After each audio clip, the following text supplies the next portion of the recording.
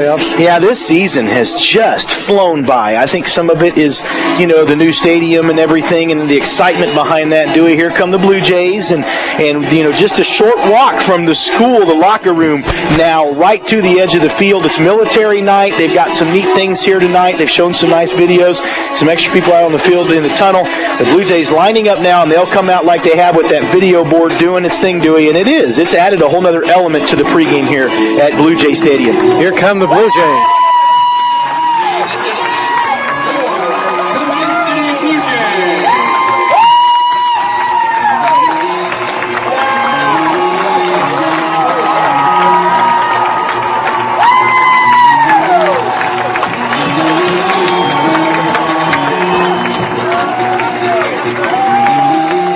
Fans are stomping their feet on the bleachers here at Blue Jay Stadium. I kind of like the way that mixes in with the sound. It is pretty cool, the steel bleachers. And, Dewey, and it's not going to be as big a crowd tonight. Part of the reason is it's a Thursday night. Did you know this? I'm not a fan of Thursday night games. I'm a traditional guy. I like high school football on Friday night. I like college football on Saturday. I like the NFL on Sunday. Yeah. Football maybe, but for the most part, I'm a traditionalist, and so it will affect the crowd a little bit tonight. Still a decent crowd, nice loud crowd, but you had the first game here at Blue Jay Stadium, and then you had homecoming 2 weeks in a row.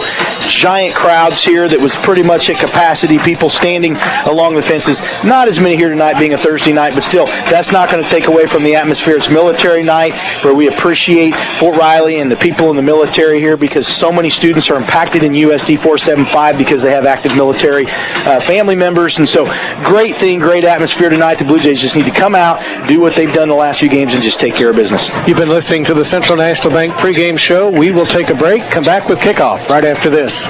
If you're a hard worker who doesn't mind putting in a little elbow grease, Watco wants to talk with you. From entry-level laborers to experienced welders and painters, the Watco team in Junction City is hiring new team members for its repair terminal. Full benefits, competitive pay, and career advancement opportunities are just a few of the perks you'll enjoy as a valued team member. Apply today at watco.com/careers. That's WATCO.com/careers. Just the way you want it? It's just the way you want it.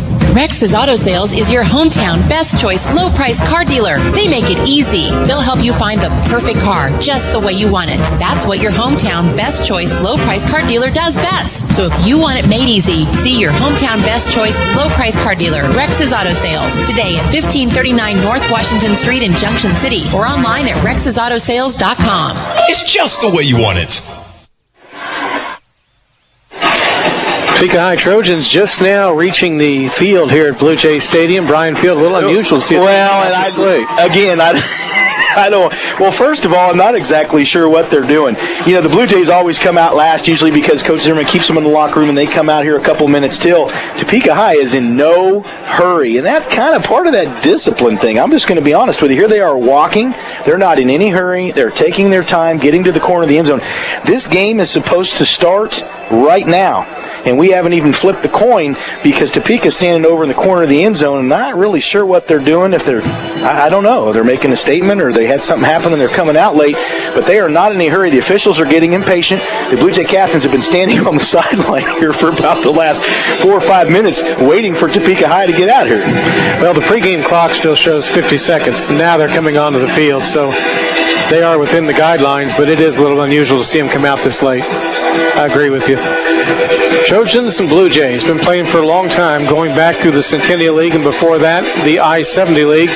Now the Blue Jay captains coming out, flanked by 2 members of the 97th Military Police Battalion on Military Appreciation Night.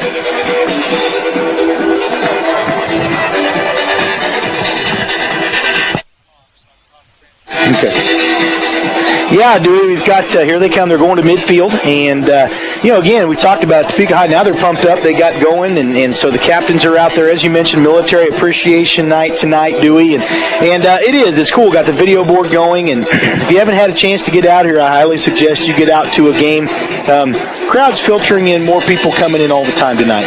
We've been working on some technology issues today. If you're turning in to catch the live stream of the broadcast, it is going now. We did have a few brief technical issues, but you'll be able to watch tonight's game and listen to Brian and I, go to jcpost.com, top of the page.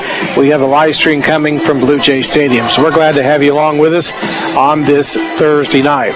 Not a huge crowd like we've had the last two games, but people will begin filtering in as the captains gather at center field at the 50-yard line. This is the price that they paid. Waiting on the coin toss to see how they line it all up. Blue Jays tonight in the dark blue jerseys and the black pants. White jerseys, gold trim, and the black pants for the Topeka High Trojans. Still waiting on some official signals here at the 50-yard line.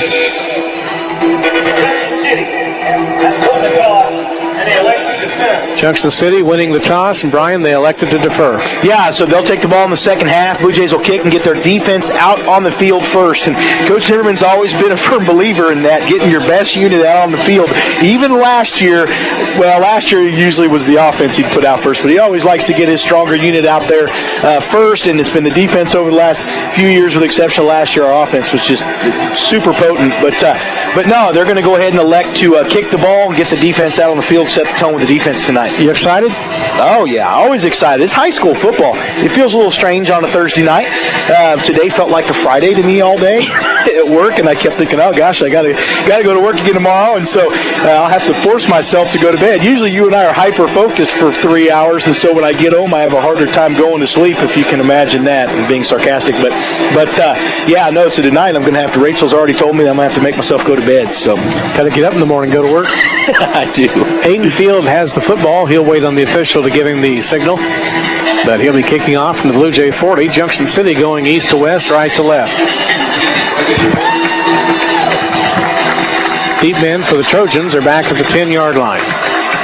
Hayden will kick from the right hash mark near the Topeka High sideline. And this football game is underway. Welcome to Blue Jay football. It's a nice deep end-over-end kick. Sails down to about the 13 on the near side, brought back across the 20 to the 21-yard line. On the return that time, Isaiah Kincaid. It's also a wide receiver. The Trojans set up first down. We've got an injured Blue Jay already. Yeah, it looks like he's a little limp in there. So for the Blue Jays right there, great kick coverage. Aiden got a nice high kick down to about the 12, 13-yard line. And number 84 for the Blue Jays, Malik Williams, got down there in a hurry. He's a senior. Special teams made a nice tackle in the open field. Jay Johnson limping off the field for Junction City. He was on the kickoff team, and they'll get him off the sideline marker before they let the ball game begin. He went down to his knees, and now he's pushing himself back a little bit. Coaches and trainer will be there to tend to him. What they want to do is move him away from the playing field a little bit in case someone would come off the field. Dewey, we do have Mike Boganowski and Chaz Ruffin both starting back there at safety tonight. It's the first time the duos have been able to start together all year. That's been the plan. That really bodes well for the Blue Jays here later in the season, because both have had to miss a game or two, and Mike's had a battle with injury a little bit, and so it's nice to see those two back there at safety playing together finally. Here we go, 1st and 10 for the Trojans. Trips for left, 3 receivers out there. They're going to run it right up the gut across the 25 to the 26. That's a gain of 5 on first down. Yeah, it's Tyler Alejo. The High Trojans. Yeah, and he does a good job. Dewey, they're still running a spread offense. They'll run your typical spread. They do have tall wide receivers with good hands and a big, strong offensive line. They do have the big play capability. In fact, they kind of rely on the big play.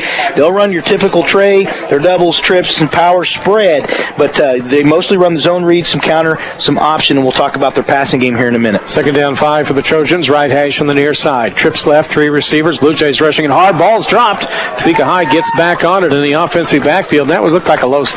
Yeah, it did, and the Blue Jays got in there in a hurry anyway, so it was read well. But so they will run a little bit of zone and some stretch too, Dewey. And we talked about their running back, Tylen Alejos. He's a 5'9", 180-pound senior wearing number 7. He's a good running back, at over 400 yards rushing against Highland Park last week. Throwing the football, Peyton Wheat. He's a transfer this year. He transferred in from Lawrence Free State.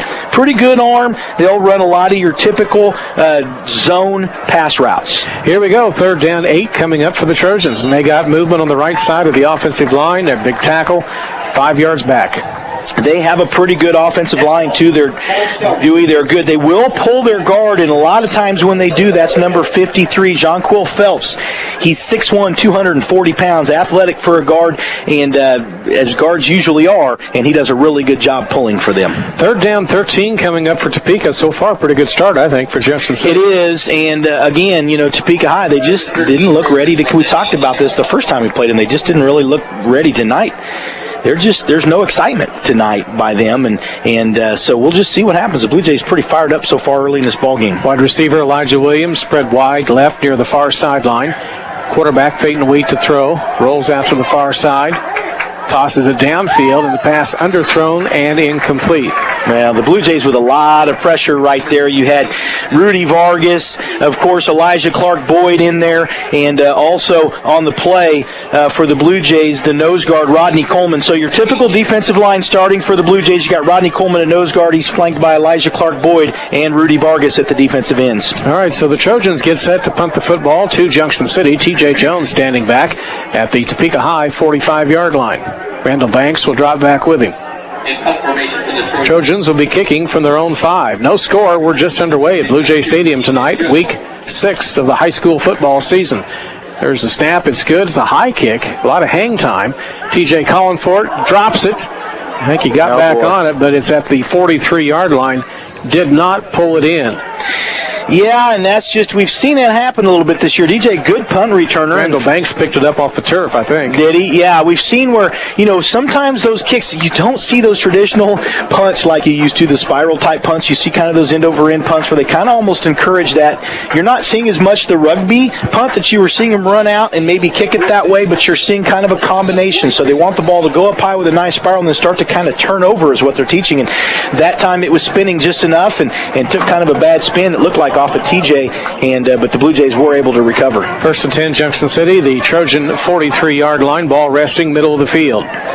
Blue Jays have Randall Banks in the backfield. TJ Jones in the slot right. Junction City going with Xavion Felton at quarterback. One receiver wide right. They snap in the backfield, a little flip reverse play coming around the near side to TJ down the sideline at the 40, the 30, and they'll push him out of bounds inside the 25-yard line at the 24. Blue Jays gain 19 on 1st down. Big play, and they pulled the center right there, Logan Lindsley. I like to watch the centers pull. That's tough when they snap the ball and then pull.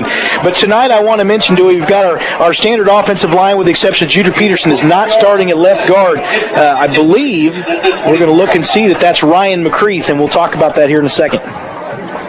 1st and 10 from the 24-yard line for the Blue Jays. They hand off in the backfield, running play coming around the end. It's Randall Banks hit at the 15, inside the 15, lunging with second effort. And where will they mark it down? It looks like between the 12 and 13-yard line. So Ryan McCreath getting his first start. Last week, for the first time, he and his older brother, Garrett McCreath, got to play together. And Ryan was playing a little bit of right guard next to his brother, Garrett McCreath, who's the starting right tackle. Well, tonight, Ryan McCreath gets to start at left guard, so they get their first start together, the brothers, tonight. Second 1st down for the Blue Jays. They run it off right. Randall veered back to the middle and got smacked to the turf, pushed over hard on his back. In fact, that was a big stick, and we talked about this player the last time that the Blue Jays played Topeka High, number 5. Well, he's not even, let's see. Let's see where the different jersey may be on the road. A gain of 2 yards on the carry. Junction City will set the offense. We're looking at 2nd down 8. Snap back, quarterback. They flip it to TJ coming around the left end, darting for the end zone. Touchdown, Junction City on their first offensive series. They go 43 yards, 5 plays, and they take a 6-0 lead. Yeah, in fact, that just was good blocking all around by the offensive line. They ran that play earlier. They get TJ out on the edge, let him use his speed. Right now you can see the Blue Jays, they are the faster team tonight, but really they're just the more motivated team, I can tell you that. Hayden Field coming out to kick the extra point. Demarion Sellers is the holder for Junction City. There's a snap. Kick is on the way. It is up and perfect. We'll take a break here for 30 seconds. We'll be back to the Central National Bank press box right after this. Hi, This is Brian Field from Cardinal Insurance. Cardinal Insurance is a trusted choice independent insurance agency who writes insurance through several different insurance companies. We work hard to find the right company for you. And as a proud Junction City High School alumni and former Blue Jay athlete, I know how hard our Blue Jays work to proudly represent Junction City High School and our community. That's why we sponsor the Cardinal Insurance Player of the Game. Listen to the postgame show to hear the Cardinal Insurance Player of the Game. Cardinal Insurance, working hard to serve you first.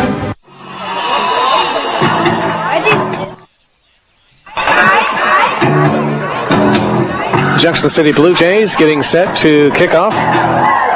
So, Dewey, they got the speaker box up with the screen over the speakers on top of the scoreboard finally. And so just little things that are going on around the stadium as construction continues. We thought it might dampen the sound a little bit. It has not. It is still just as loud, and it is pretty cool. We can open the windows to have air quality sound coming off that video board. Yes, we can. There's the kickoff by Aiden. It'll sail down to about the 20. Brought back by Topeka High across the 30. Blue Jays trying to strip the ball and don't get it done. He's back to the 32-yard line. So a 12-yard return that time for the Trojans. On the carry, Isaiah Kincaid. He's had 2 kick returns. Blue Jays lead it 7-0. Yeah, back to that touchdown. So they pulled another lineman that time. But the Blue Jays have had a lot of success with that. And you've seen that throughout the season. But, you know, for as fast and as athletic as Topeka High is, you can just see already in this game. We'll see how it goes. But they just don't look real motivated, Dewey. And the Blue Jays came out fired up. And they took advantage of the first series, both defensively and offensively. 1st and 10 Trojans. They roll down the line to the left, down the cut upfield across the 35 to the 38-yard line, and it will be an 8-yard gain. Diego Eisen gets in there, makes a nice tackle. He's the starting Mike linebacker for the Blue Jays, and he read that very, very well and got to the ball and made a nice open field tackle. Peyton Wheat on the ball carry, the quarterback. 2nd down, about almost 3 for a first down. Topeka High had their moments in the first meeting where they lost to Junction City 34-0, but they would make mistakes, fumbles, and penalties. Well, and that was just a half. We didn't even get to play the second half because of lightning. Blue Jays set their defense, 3 down linemen on the play. Shotgun set for Peyton. Turns, hands off in the backfield. They try to run it off right tackle. The Blue Jays are there to gang tackle. No gain at all that time for Tylen Alejos. Yeah, Rudy Vargas from this defensive end position, and right behind him, Sam linebacker Keegan McConnell. Keegan is the leading tackler on this team, both in solo tackles and total tackles, and so he's kind of been the guy defensively for the Blue Jays this year that has made a lot of things happen. And, of course, that defensive front that is very experienced, and Rudy Vargas, that experienced defensive end, the senior, got in there and initiated contact. Keegan was right behind him to help make the tackle. 3rd down 3 coming up for the Trojans. Their 39-yard line. 2 receivers left. 1 comes wide right on the near side. Peyton Wheat, 3-step drop, rolls out of the pocket to the near side, going to tuck it and run. He's got the first down. Gets hammered pretty good and dropped at the 43. It's a gain of 4, 1st and 10. Yeah, a good run right there. And Peyton Wheat can do both. He's a dual threat quarterback. He can throw the ball, and he also can run the ball pretty well. They'll run the speed option with him and some quarterback counter. They'll also run some zone read. But also, he likes to hit those intermediate and short routes. They'll hit some outs. They'll hit some curls. Your usual spread routes. You see the curls, the hitches, some posts. You'll also see maybe a bubble every now and then thrown in there, and they might throw some screens, but just pretty much your prototypical zone passing game. 1st and 10 from the 43-yard line. The Trojans moving the football. 2 receivers go far wide left. Long count that time. Quarterback flushed out of the pocket right, decides to run it again, and gets hammered. It gets knocked down hard at the 45. He did gain 2, took a couple of hard hits here. Now, they will a lot of times try and get that running game going and then start to do some play action. And so the Blue Jays secondary, of course, you're going to see some experience there, that Blue Jays secondary. Mike Boganowski started as a linebacker last year, moved to safety. He was just a freshman, so he's a sophomore with a lot of experience. And, of course, we know we got Chaz Ruffin back there as senior safety, and he's played linebacker, safety, corner. He's played it all for the Blue Jays. And we'll talk about the corners here in a minute and the linebackers. But Topeka High, the Blue Jays need to watch right here. They will run some play action. They'll run a lot of play action, in fact, and they'll also do some 3-step drop with their quarterback. 2nd down 8, running play off right tackle. Now veering back up the middle. Kincaid across the 50. Shy of the first down. by about 2.5 yards. It'll be third down. Yeah, but that was a nice run right there. And Kincaid, like you mentioned, Dewey, he's a guy that usually we see as a receiver lineup for them, but right there he took the ball out of a tailback position. Third down coming up for the Trojans on the near hash, right side of the field. Play comes on from head coach Carlos Kelly on the far side. You know, if you add an O to that, he'd be Carlos Kelly's, the Mexican restaurant. Oh, there you go. I'm looking to see if they're lining up. Two receivers go wide left. Elijah Williams on the far side near the sideline. Snap back to Wheat. Throws up in the slot. Pass over there caught. And it looks like good enough for a first down catch to Elijah Kincaid, who was backing up and backpedaling as he made the catch. It's very close, and the official says it is a first down. That'll be a 3-yard gain. So Isaiah and Elijah Kincaid, 6 foot 190 for Elijah. Isaiah 6'1", 190, and then you've got Elijah Williams, who's his primary target usually. He's 6 foot 195. Tall receivers with good hands, and then of course B.J. Canaday, who actually played quarterback last year for them. He's 6'6", 235. They line him up as a true tight end, and also they'll use him some as an H-back, and usually he's the lead blocker on most of their running plays. His sister, an all-state basketball and softball player for Topeka High. Here's a running play that Kincaid got the ball and immediately got stuffed. It'll be a 1-yard loss. It'll be second down, 11. You know, there must have been a popular baby book back a few years ago. Everybody's called Elijah now. Yeah, that is a popular name. You notice that, too, every year. You do. Kind of happened with Aiden when we chose his name. We'd kind of looked through some books and liked how it had a Greek meaning and an Irish meaning. So it was both a Greek and Irish name. And so we thought, gosh, that'll be kind of a unique name. We'd heard it on TV once maybe. But next thing you know, a few years later, the baby book comes out, and that was the second or third most popular boy name of the year. It's certainly a lot better than Hey You. So there you go. We weren't as original as we thought we were. Second down, 11. There's the snap, little running play. Kincaid trying to find a hole on the left side, can't get through a seam. Another small loss, maybe a foot. It'll be third down, 11. Yeah, Blue Jay defensive line's doing a really nice job getting some penetration and causing some disruption up front. Those linebackers for the Blue Jays, of course, experienced also, and they're stepping in there doing a nice job. You've got, we mentioned Diego Eisen at the Mike linebacker, Quavion Gilmore at the Will linebacker, and you've got Keegan McConnell at the Sam linebacker, and Jalen Holloway has gotten the start the last few weeks at that nickel linebacker position, and he's doing a nice job. You'll also see Jay Johnson, number 27, get in there and play some of that nickel linebacker too. Two receivers come wide right, twins on the left. One setback, working behind Peyton Wheat, the quarterback. They snap back to him, he rolls right. Under two pressure, eludes that. Darts up the left side, trying for a first down. He's close, maybe just inches shy, inside the Blue Jay 40 at about the 38-yard line. So one thing I've noticed already, a difference from last time, Wheat is doing a much better job improvising. When something's not open, he's a lot more confident taking off with the football and running. We did not see that in week one. Of course, he was new to the Topeka High offense, being a transfer out of Lawrence Free State. He is doing a really nice job. It's fourth and about just over a yard here, Dewey, it looks like, and they could run some kind of power here. We'll see. They've got a really good running back in Alejos, and has he not been in there the last couple of series? They've been running a different running back. He's been out the last 3 plays. Fourth down, 1 yard to go. Up under center, the quarterback Peyton Wheat turns, takes the snap. They're going to run it outside around the end. Alejo carrying the ball. Penalty flag. He's going to have the first down on the rush. Stopped at the 33, but is this coming back? Dewey, you know what that was, that formation? Haven't seen that much of that in high school football in the last several years. That was the old power I. Under center, holding on the offense.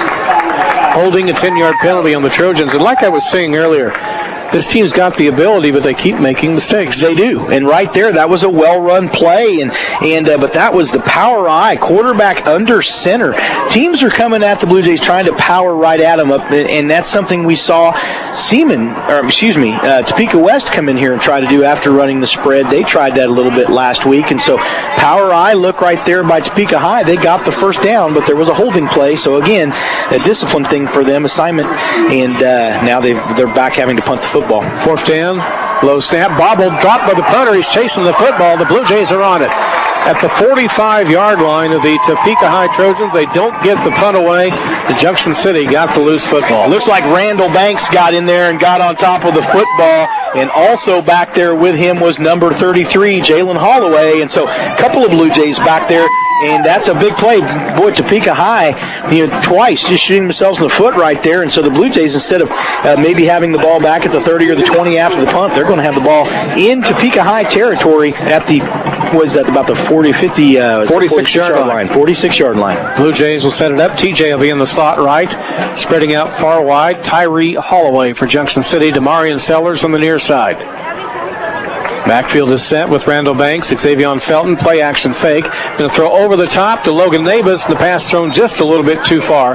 He was coming out of the tight end position. It'll be second down. Well, so that right there, and we talked about Logan had a great game. So he moved to tight end a few weeks ago. When we played Topeka High the first time, he was the center.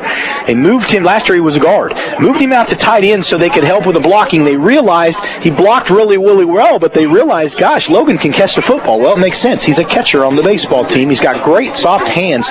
But right there, Coach Zimmerman talked about it last week. He had a great week. He got his first 3 catches and his first touchdown. But right there, just a route. Inexperience, he didn't keep running the route right there that Xavier thought he would. Blue Jays snap it. They throw it across over the middle. Pass complete at the 25, inside the 20, down to the 18-yard line. The ball popped out, but it looked like it hit the ground first. He was down. And that's what the official on the near side is saying. 2:50 to go in our first quarter. 7-0 Junction City. And the Blue Jays threatening again. That's one of the best balls that Xavier has thrown this year, actually. He hit him in full stride, Holloway he did. And that was a nice catch, too. And Topeka High did a nice job making a tackle right there. That's something that they do pretty well, though. Their secondary will make sure that they keep all the plays in front of them. And right there they had two safeties in position to make the tackle. So that was actually well defended by Topeka High. They're giving the ball to Topeka High. They're overturning their call. It looked like they were down after the catch, that the 4 officials gathered, and they're pointing the other direction. There you go. That's interesting. Yeah, it is what it is. They have overturned it. Trojans get it. We'll take a break for 30 seconds. We'll be back right here. The Army National Guard plays a vital role in your community. We're on the front lines supporting essential personnel, first responders, law enforcement, and medical professionals, delivering food, supplies, and medicine, keeping communities safe, making a difference. During emergencies, we're always ready, always there. Learn more about part-time service in the Army National Guard at nationalguard.com. Sponsored by the Kansas Army National Guard. Aired by the Kansas Association of Broadcasters and this station. We're coming back to Blue Jay Stadium. Junction City on top of the Trojans, 7-0. We have a timeout on the field taken by Topeka High. Randall Zimmerman using the opportunity to come out and get an explanation from the officials about their decision to overturn the call. Rightfully so. I mean, he was well down, both knees. We'll get a chance to watch it on video. And there's the school newspaper photographer right there taking a close-up of Randall talking to the officials. Well, But maybe, there's things we don't see up here. It could have been jarred a little bit. He might have been after he caught it. Maybe as he brought it in, did he not quite have it secure? Well, then was it a catch even? So that's just kind of an interesting call. Interesting reversal. I hope Coach smiled for the photo. Say cheese. That is kind of interesting that young man had the guts to run out there. Hey, I'm glad he did. That's going to be a great picture in the shot of the Blue Jay, the high school newspaper. That's going to be awesome. First and 10 Trojans at their 13-yard line. I spent some time on the Blue Jay staff. There's a running play, trying to go around the left end and not getting too far. They can pick up a little yardage up across the 20-yard line. Looks like they're going to mark it at the 22. The ball carried by Alejos. They picked up some good yardage. They got about 7. Yeah, the Blue Jay newspaper, the Blue Jay, has a good history. You worked there? So Tom Kite was Mr. Kite was our journalism teacher when I was in high school, and so I had an opportunity to be on the yearbook staff, and then I got to be the sports editor for the Blue Jay, and so it was fun to write sports. And so that's what you did. You went to the games and got to, if you weren't playing in the games, and you got to go talk to the coaches and during that hour and interview, and it was a great thing. And so the Blue Jay, a lot of good history of the Blue Jay newspaper, the Junction City High School newspaper. Second down 3 coming up for the Trojans. They're going to run it up the gut, and Alejos ripped down hard in the backfield. He got the ball late, in fairness. The quarterback held on to it too long. Well, this is a different defense than what they saw last week against Topeka Highland Park, obviously, and you can see how much quicker the Blue Jays are getting to the football. And right there, the Blue Jays are fired up and maybe even a little bit mad right now because they feel like they should be, right now, have the ball going into score, and so the call was reversed, and if the officials got in there and got it right, great. I'm glad that's the way that happened, but it's motivated this this Blue Jay defense right now, and they're doing a really nice job. All right, we got 3rd down 3 coming up for the Trojans. They break the huddle. 2 receivers go wide left, 2 on the near side. From the shotgun set, Peyton Wheat, the quarterback. He's standing at about the 17. Play action fake, rolls left, avoids the rush, comes up the left side for a first down, and he's got it out to the 30-yard line for a gain of 8. You know, that's pretty good offense for them. No, it is. But all that is it's covered. It's like they're just waiting like a quarterback draw. The interesting thing about that is they've done it pretty much to the same side every time, and sooner or later the Blue Jays are going to snuff that. They're going to the nickel side. What they're doing is they haven't run at Keegan McConnell much, and Keegan McConnell had a really good game the first week when we played them. They're trying to go the opposite side, and we'll see what happens because sooner or later the Blue Jays will start to read that. 1st and 10, Trojans right on their own 30-yard line, left hash on the far side. Wheat standing 5 yards back, line of scrimmage, has a 3-step drop now, rolls near side, tucks it up, throws it out in the right flat, and overthrows an intended receiver that time. Tried to get the football to Elijah Kincaid, and that is incomplete. Yeah, and that's too bad because that would have been a nice game. But what that was a run-pass option right there, and I think he took off deciding maybe he was going to run and then realized that his receiver was open. And so you're right, Dewey, he was trying to hit Elijah Kincaid right there. He's a 6', 195 junior wearing number 9, wide receiver, and also plays linebacker for Topeka High. 2nd down 10 coming up for the Trojans. Blue Jays lead it 7-0, 1:22 to go in the first quarter here at Blue Jay Stadium. Long count this time. The quarterback looks at his wrist for a minute to check a play. Now rolls right, has a lot of good protection. Hit as he finally throws over the middle, but the pass complete shy of the first down marker at the 38. That was a defense is making some big stops. That was a heck of a throw and a great catch right there by number 21, it looks like. Is that right, Dewey? Yeah, Isaiah Kincaid. He's one of his top receivers. But, man, Michael Boganowski came in and just gave a teeth-jarring hit right there to take him down, and Kincaid was a little slow to get up. But that was a very well-thrown ball right there by Wheat. 8-yard gain, 3rd down 2 coming up for Topeka from their 38-yard line. Going to rush it around the right end. Alejos gets to the 40s, got the first down, and they run him out of bounds at about the 43. So gain of 5, 1st and 10 Trojans. Yeah, and they are. They've been able to move the ball a little bit, and they're going to continue to do that, and the Blue Jays are respecting the fact that they can throw the football, and so the Blue Jays are having to give a little cushion. In fact, we talked about this. The Blue Jays running that cover 4, depending on how they do it, or sometimes a cover 8, but they've got their 2 corners giving big cushions, so their corners, Donquay Williams, is playing about 8-10 yards off the ball at times. Same thing on the other side, Terrence Tedder, and then you've got your 2 safeties, of course, they're about 8-9 yards off the ball. 3 down linemen for Junction City, rushing play, and the Blue Jays are in the backfield for the running back got the ball. It's going to be a loss of 3 back to the 40-yard line. Alejos got the handoff. Well, Rodney Coleman right there, the nose guard, just got some outstanding penetration. Starting to see some hands on some hips, too. So that defensive front for Topeka High, those kids are still going both ways for the most part. And you're seeing big number 77. We've talked about him. He's good. Danny, I think you say Saili. He is a senior, 6'3", 375, but he plays that defensive line, and he's also on their offensive line. And also number 62, David Moore. He's another one. He's 6'3", 285. They've got some big kids, and you're starting to see the Blue Jays at times, that defense has been winning pretty easily in the trenches. We'll take a break. First quarter is over. We're coming back right after this. Junction City Abstract and Title Company is your local title insurance and real estate closing agency. Junction City Abstract and Title has been serving Junction City for over 60 years, handling both closing and settlement all under one roof at 807 North Washington Street in Junction City. Junction City Abstract and Title is proud to sponsor Blue Jay Athletics and the athletes as they have worked hard to stay safe during an unprecedented year. Have a great year both on and off the field. Go Blue Jays from Junction City Abstract and Title. The Army National Guard plays a vital role in your community. We're on the front lines supporting essential personnel, first responders, law enforcement, and medical professionals, delivering food, supplies, and medicine, keeping communities safe, making a difference. During emergencies, we're always ready, always there. Learn more about part-time service in the Army National Guard at nationalguard.com. Sponsored by the Kansas Army National Guard. Aired by the Kansas Association of Broadcasters and this station. The Blue Jays play here, 107.9 FM and 1420 KJCK. We go to the second quarter. Junction City on top, 7-0.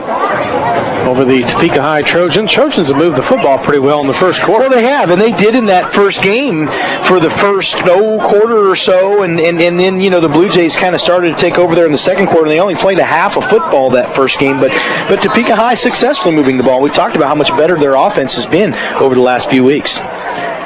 Second down coming up for the Trojans in 13. The quarterback Wheat pitches on an option, will guide right down the sideline, and the Trojans pick up across the 50-yard line.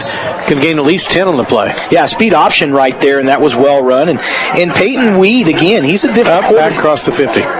Sorry, but he must. No, it's okay. He must have stepped out of bounds a little sooner than what it did look like from here on the far side. They're on the far side of the field from us right now, and so. But no, Peyton Weed is a much improved quarterback so far tonight from what we saw in Week 1. Two receivers come wide left on the near side: Elijah Kincaid and Elijah Williams.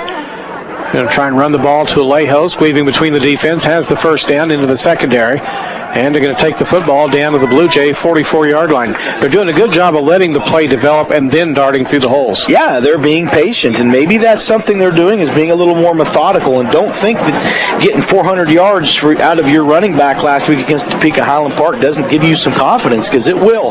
But then again, we'll see. I think what's making the difference is they're having to respect the dual threat of Peyton Wheat right now, Dewey. That's really what it is. He's throwing the ball well, and he's actually running the ball very well. From the 43, 1st and 10. Rushing play, breaking out of the backfield. Alejo's coming to the near side. Inside the 40, it's probably coming back. He's pushed out of bounds at the Blue Jay 33. And that's what we talk about, and I'm not going to name the lineman that did it, but I don't understand why you would do that. You've got a big run right there, and he actually reached out. The Blue Jay player was running away from him, and he reached out and grabbed his jersey and held on to it and started dragging him back towards him, and that's just a discipline thing. That's unfortunate, because Topeka High doing a good job moving the ball, and then you see him do something like that. Second penalty has nullified a first down for them here in the first half tonight. That's twice that's happened now. Coming up at halftime tonight, I'll talk with Mary A. Jackson, the principal here at Junction City High School. She'll be live in our booth. Central National Bank press box booth, by the way, Brian. There you go. That thing moves around every week. I listened to you talk to her halftime interview last week, or was that 2 weeks ago, talking about all the neat things going on inside this school, and it's pretty neat. It was neat to listen to her. It was a good interview, and a lot of the neat things that they're able to do at this new high school. 1st and 13 for the Trojans. After the penalty, they'll go from the 46 of Junction City. Wheat rolls out to the right, wants to throw toward the sideline, intercepted. Junction City's got a pick. They're coming down the sideline, out of bounds. No, but he's still returning it. That's down play, isn't it? And they're going to take it inside the 20. I thought he had hit out of bounds about the 40. But well, they gave up on the tackle. Is that Tedder? I believe that's Terrence Tedder. It is. Terrence Tedder with the big interception and a nice return right there. He just took off down the sideline, and he's got some speed. The coaches have talked about it. And, when your defense all of a sudden has to turn into blockers, that's something the Blue Jays have always done very, very well. They work on that in practice, and so they're taught, hey, bingo or whatever that call is, a lot of times bingo or whatever, oski, the secondary has some kind of a signal, something they'll yell, so everybody knows to turn, and all of a sudden you go from offense to defense and start blocking, and the Blue Jays did that very well. And then Terrence did the rest by getting down the sideline, breaking a tackle. 1st and 10, Blue Jays inside the 20 at the 17-yard line. Rushing play, they're trying to sweep right.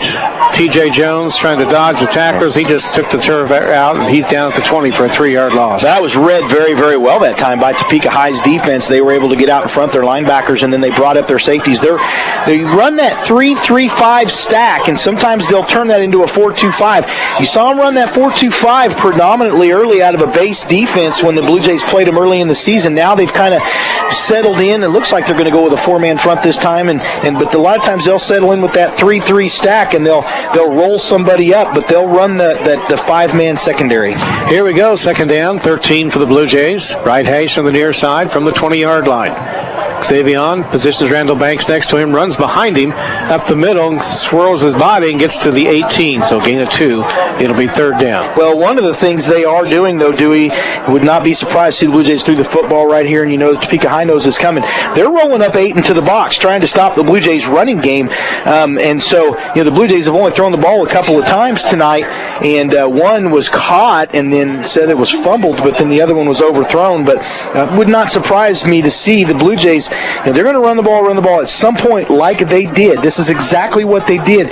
First quarter, they did not throw the ball much against Topeka High in that first game. All of a sudden, they start throwing the ball in the second quarter. 3rd and 12, Junction City. They snap back to Xavier, looking to throw over the top. Demarian, end zone, touchdown. Yes, the fade right there, and that was well thrown. Demarian ran a great route. He has wanted that touchdown all year. He finally gets it. That was huge. Great for Demarian Sellers on a fade route. Xavier threw a great ball. Demarian made a great catch for the touchdown. Had him in the studios last Saturday for the Sports Saturday show. Now he'll hold for the extra point after his touchdown. Aiden Field on to kick from the 10-yard line. Snap is good. Kick is on the way. Oh, he missed it. And looks like it's wide left. Kind of hooked on him.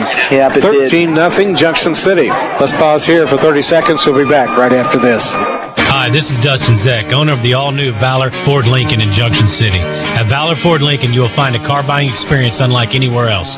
Our non-commissioned sales team is ready to help you find the right vehicle that fits your needs and your budget. Our team makes the process easy, enjoyable, and transparent because your time is valuable, and buying a car from a company you can trust is important.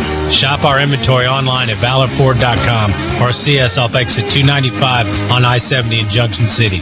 Driven by integrity, we are Valor Automotive. 13-0. Junction City has the lead after the touchdown, an 18-yard pass. Xavier Felton to Demarian Sellers, and Aiden Field will get set to kick off from the 40-yard line. In the background, the video board. You can hear it loud and clear. That'll go down once play resumes as Aiden gets set to get the official signal, and does. And here's the kickoff, angling right toward the near side, down to the 14-yard line. Being brought back by Alejos across the 25-30, still on his feet and tackled from behind at the 37. So pretty nice 28-yard return. So the Blue Jays bring the defense out. So that was just well blocked right there, and it was a good kick, and the defense got down there, but very well blocked the wall. So what they did is they set that up knowing, and I'll tell you what they've done. They've adjusted. They know that the Blue Jays kick the ball, and at this point of the season, you will know, they kick it between the numbers and the sideline. They're setting up their returns. They're setting up a wall between the seam and the sideline, and that's exactly what they did right there. And so they're looking to see where the ball is kicked. Nice adjustment by the coaching staff at Topeka High to be able to do that. Here we go, first down, 37-yard line. Rushing play coming around the end, and they're going to lose a yard back to the 36. That time the Blue Jays pursuing Alejo and met him head on. Yeah, DK Oscar, and I'm pretty sure he's probably in there at nose guard because that's usually where we see him. He trades some time with Rodney Coleman, and that was DK Oscar that time, number 70, and he read that very, very well, pursued right down the line of scrimmage and was able to make a nice tackle. All right, here we go. The clock is running. They stopped it just momentarily. Alejos has got to be asking one thing. He's got over 10 carries already. Do we have anybody else that can carry the ball? Well, speaking to his coach. Yeah, they were giving it, though, to Kincaid a little bit, too, weren't they?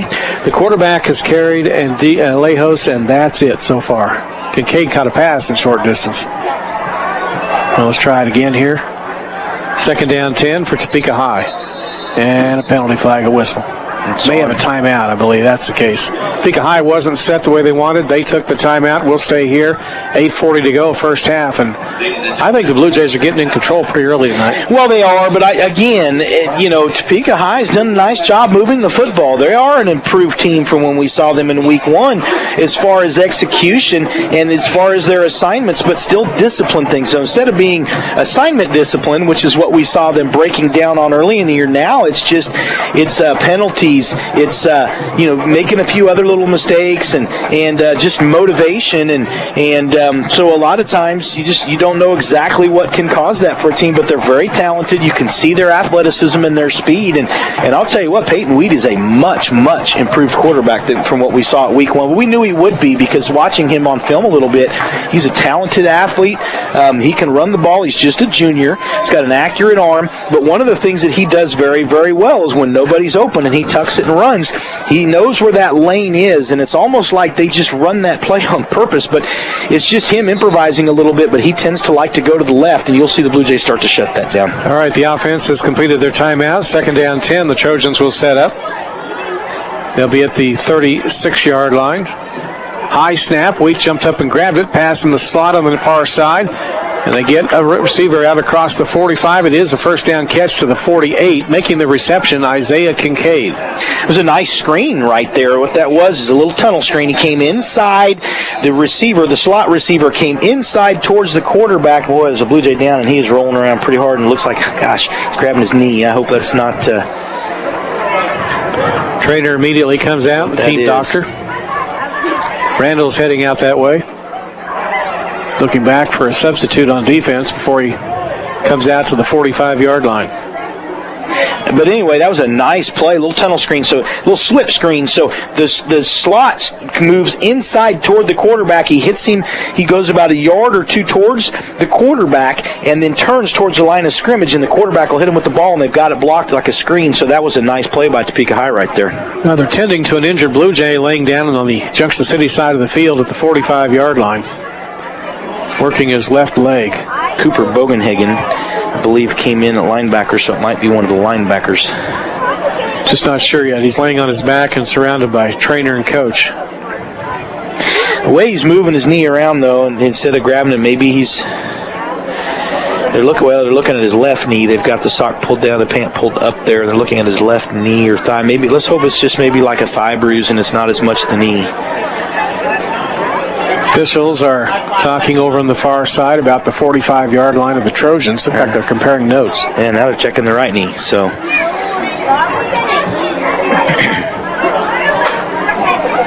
being very careful with whoever it is, and they're going to try and help him up. Yeah, it looks like he's going to be okay, which is good. That's Diego Ice, and the starting Mike linebacker, and so it looks like Cooper will come into play for him now. But Diego actually wrenched that knee a little bit earlier in the season, so let's hope he's okay. He's limping, favoring his right leg. And we do have, Dewey, we've talked about this, a new trainer. I don't think we've mentioned her name yet. I want to make sure that we do that. Faith Day is the new trainer for the Blue Jays. The trainer that started the season ended up getting a job, a better job, I guess you could say. But anyway, he moved up the ladder a little bit, and so Faith has now come in to be our athletic trainer, and the players really like her. 1st and 10, throw on the far side, caught inside the 45. They take it down to the 42. Catch that time by B.J. Canada, that big tight end. You know, as big as he is, as talented as he is, they don't really throw much to him. No, they don't. He's usually more of a blocker for them when they kind of tend to run behind him and will pull a guard behind him. And so, you know, the old counter tray where you pull both guards, now instead of doing that, they're usually pulling the backside guard and they'll lead with him as an H-back, or they'll line him up as a wing, as a tight end right there. And but every now and then they will, as they say, throw him a bone and get him the ball. And he's got good hands. Running play off right side of Lejos, inside the 40, scampering, and they'll push him out of bounds down about the 37. Gain of 4. You know, some teams can't do the counter tray. You know why? The guards pull and they start to run hard the other way. They run right into each other first. Go sprawling. Yeah. Hopefully that doesn't happen. Sometimes high school teams have to give up the old counter tray. You know, there's nothing more fun, though. I'll tell you what, in the Blue Jay offense under Coach Hill, we'd pull both guards sometimes. In fact, one of the plays we'd run was 338. The fullback would have to split the guards because you would fake the trap, and then we'd run it. And boy, when those two guards would run together, and when I was playing, that was Kent Klaus and Jim Lundeen, and it was always kind of fun because you'd watch them roll and do those blocks. And that was back when blocking was a little different, but that was always a great time to watch. 2nd down, 6. Quarterback's keeping it himself. Wheat coming around the end at the 35. Wrestled down just inside the 34. He's still about 3 shy of the 1st and 10. A lot of times the halfback on that play, and that's what I played usually a lot of times anyway in that offense. And so you'd go around and you'd have to block a safety or seal the end, whichever, if you're kick out blocking. But you just had to make sure you got out of the way of those guards because Kent and Jim would come rolling at you. And same thing with Jerry Shugart and Chris Colbert when I was a sophomore on that team that went to state. Those two could pull together in tandem, and it's just so much fun to watch a good line when you've got linemen that can pull in tandem like that. 3rd down, 3 coming up for the Trojans. Left hash near side there at the Blue Jay 34. Junction City on top tonight, 13-0. Trips right, 3 receivers. Canada in the slot. The run of Lejos veers back up the middle. Bulls straight ahead for a first down inside the 30, down to the 29. A 5-yard gain, 1st and 10. Yeah, and that was just a good run. And what they're doing right there is that was looked like an inside zone.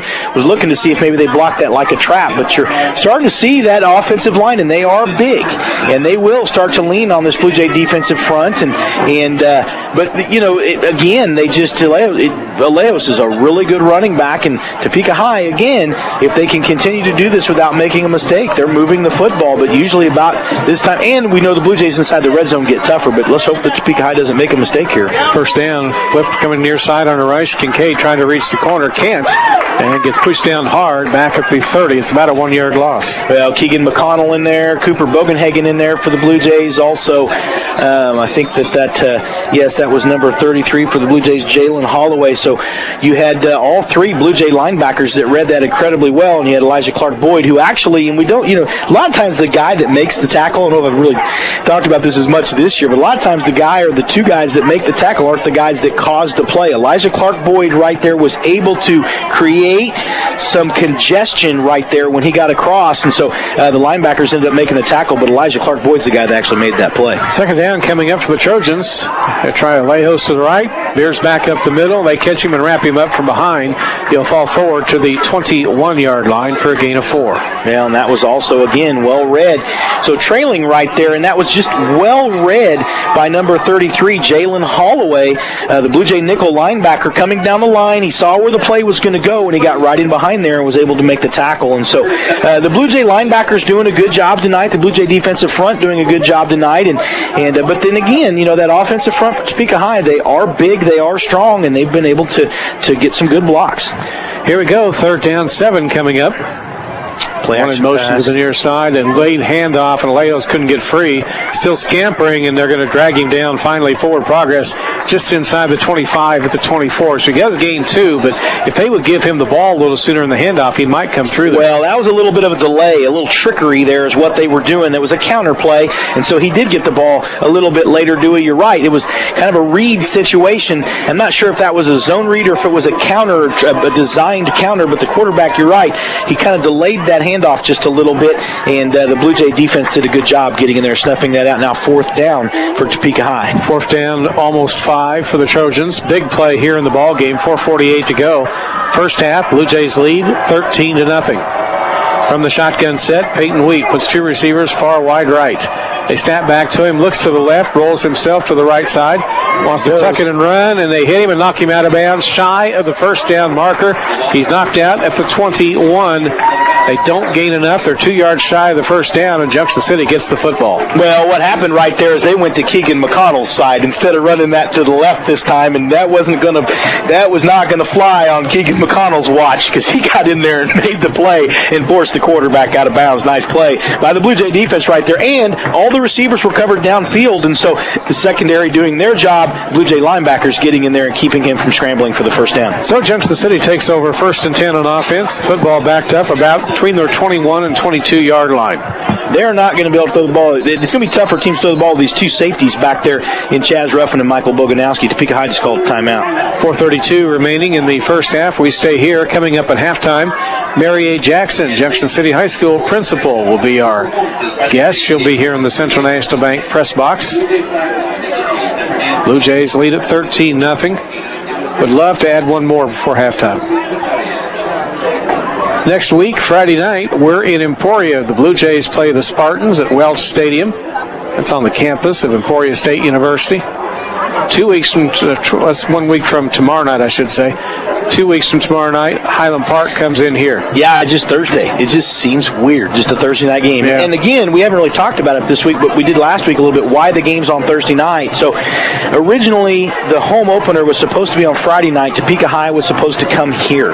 But because the stadium wasn't quite ready yet, we switched games, and so we played the first game at Topeka High, and that ended up being on a Thursday night because it was already planned to be on but it ended up being on Thursday night, because Topeka High shares the field, shares Hummer summer park with the other 501 schools, and so they couldn't get the field on Friday, so that game had to be on Thursday. This game then was going to be on Friday, but they couldn't get officials for this game on Friday because all the officiating crews were already scheduled for the Friday night game, so we had to keep the game on Thursday. Therefore, we have a Thursday night game, and we think maybe the very first Thursday night game ever for a Blue Jay football team at home. All right, here we go. 1st and 10, Junction City. 21-yard line. They dump a pass out in the right flat. Looking to spring TJ. Does. Quick burst across the line of scrimmage. Up near the first down marker, about the 33. Should have the 1st and 10. That's an 11-yard pass play. So what you're really saying is when David Wild, the chief operations officer, had to make a decision to delay because they needed some more time, he caused this whole thing. No. David Wild. That's what you're doing. Now, what he has done has been he has done an outstanding job managing this project. I'll tell you what, we'll talk about David Wild, a special man, of course, done a great job. I want to talk about that play right there. That was a swing pass that the Blue Jays ran with the fullback leading, and that was a very nice play, and they were able to get the first down. 1st and 10, Junction City running Randall Banks, veers outside around the edge, cuts it upfield, past the 40 to the 43. He got 8 out of the 10 needed for a first down. And that's what Randall can do. He's kind of a between the tackles guy because he's very agile, but also getting outside, he's able to make a nice cut right there. He read the block very well. But back to David Wild, this is tough with COVID getting this high school done, and he's been managing this project for several years now, and he did an outstanding job for USD 475. 2nd down 2, Blue Jays rushing right up the middle. They've got the first down rush up to the 48, 49-yard line. That was Xavier carrying the ball. That's just Xavier being Xavier. The old saying, Manny being Manny for the Red Sox, the left fielder Manny Ramirez. But that's just right there. That's Xavier being Xavier. What Xavier can do, and he's so quick. Once he decides he's going to go, whether that was a designed play up the middle and that was a designed run, but he's just so strong and he's quick for a bigger kid and is able to get a nice run right there. Randall, TJ in the backfield. They play action fake. Block that. TJ Osa, the left tackle, was able to go down and make a nice seal block on the linebacker. Isaiah Delvey in at wide receiver. You go on the left side. TJ in the slot over there. Oh, he's offsides. You better back up. Logan Navis is the tight end. Snap to Xavier, rushing right behind the blocker. Got the first down inside the 40, hit and wrestled out of bounds, and a penalty by the grab you up around the neck. Yeah, that was a caller. He grabbed the back, a horse collar tackle, grabbed the back of his shoulder pads and drug him out of bounds. That's probably what you're going to see that call be right there. But again, Xavier, just a nice run right there. He just took a step back, quarterback power. He decides, he follows the fullback, goes where they go. Let's see if that's what the call is. That's an 8-yard rush. Did they wave off the flag? Yeah, the officials are talking right now. Ball's at the 34-yard line of the Trojans. Personal foul on the defense. Horse collar. That'll be 15 more yards after the 8-yard rush. Yeah, just the kind of things that happened with Topeka High, and it's unfortunate because these kids, they are athletic, good athletes. They're quick, they're strong kids. It's just those little things that happen right there, and that's kind of one of those where Xavier was already going out of bounds anyway, and to reach up and grab him and yank him down is not necessary. So hence that's why the flag was there. But the Blue Jays blocked that very, very well, and Randall Banks, for being mostly an A-back, has done a nice job stepping into fullback. We talked about this with David Rowell being hurt. You had Xavier, the starting fullback, move to quarterback because he is the backup quarterback, and the backup fullback, Griffin Bohannon, was injured, so he wasn't able to get in there. So Randall Banks then slid over to that fullback position, and so Griffin would have probably been sharing some time with Randall, but then also Cooper Bogenhagen's been coming in to play some fullback too. But Randall, who's a kid that's mostly like an A-back, he's done a really nice job at fullback the last few weeks, lead blocking and running the football from that fullback position for the Blue Jays. Here we go, 1st and 10, 19-yard line of the Trojans. Ball near the right side. We've got going wide left, way outside, Damarian Sellers of Junction City. TJ Jones to the slot. Xavier from the shotgun. Turns, looks over at Coach Zimmerman on the sideline. Kind of a long delay here. Randall Banks flanks him on the left. Tight end right side, Logan Davis. They flip back, rush around the near side to TJ. Coming out of the slot, down the sideline. Touchdown. They never touched him. No, it was a reverse, and so what happened is everybody went to the left. The center, Logan Lindsley, pulled and made a great lead block right there. TJ got the football, got in behind him, was able to get the edge, totally fooled Topeka High. Nice touchdown by the Blue Jays. Comes with 2:17 to play in the first half. Aiden Field on to try the extra point. Damarian Sellers will be the holder. 19-0. The Blue Jays have the lead. Snap's good. It's down. And the kick is on the way, and the officials say it is perfect.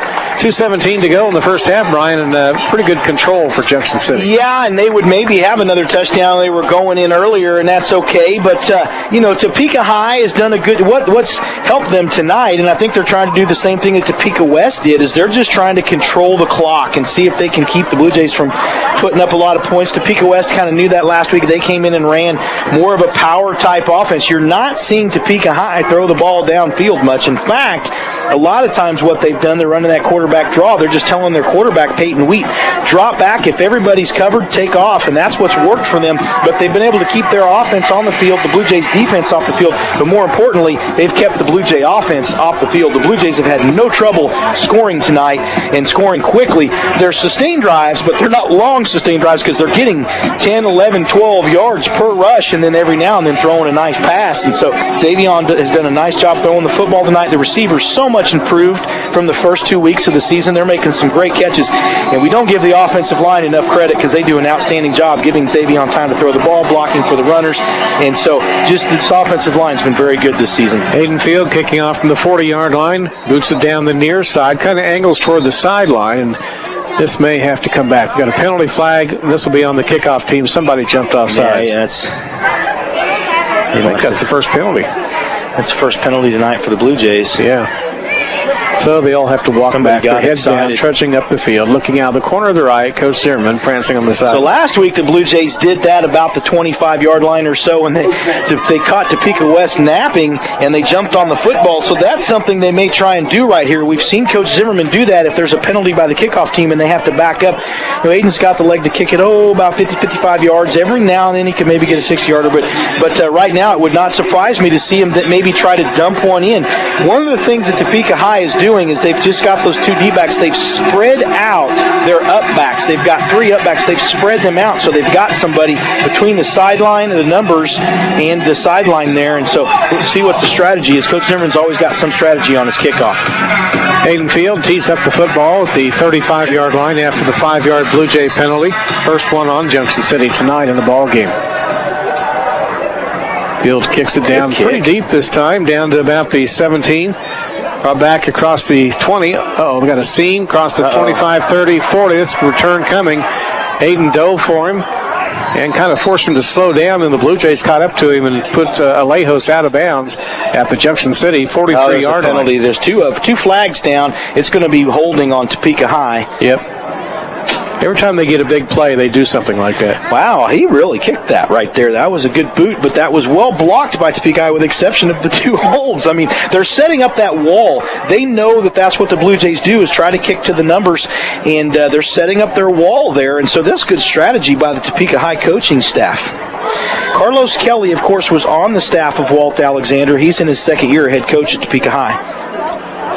He was a defensive secondary coach for the Trojans. He's also coached at other schools in the capital city, Topeka West, among others, over the years. He was at Washburn Rural for a while. They're going to march the football, waiting to see how far they take it back. Penalty was he on 28. Was he on Coach Tetuan's staff at West? He was, wasn't he? When Coach and he was over at Washburn Rural before coming to Topeka High. Boy, there's a lot of Tetuans at Topeka. You and I have talked about this. In fact, Jesse Tetuan, who was the state champion 100, caught me from behind one time on a 322. It was a trap play when I was playing wingback one night and was about to get a touchdown. You actually kind of gave me a hard time on the radio, do you?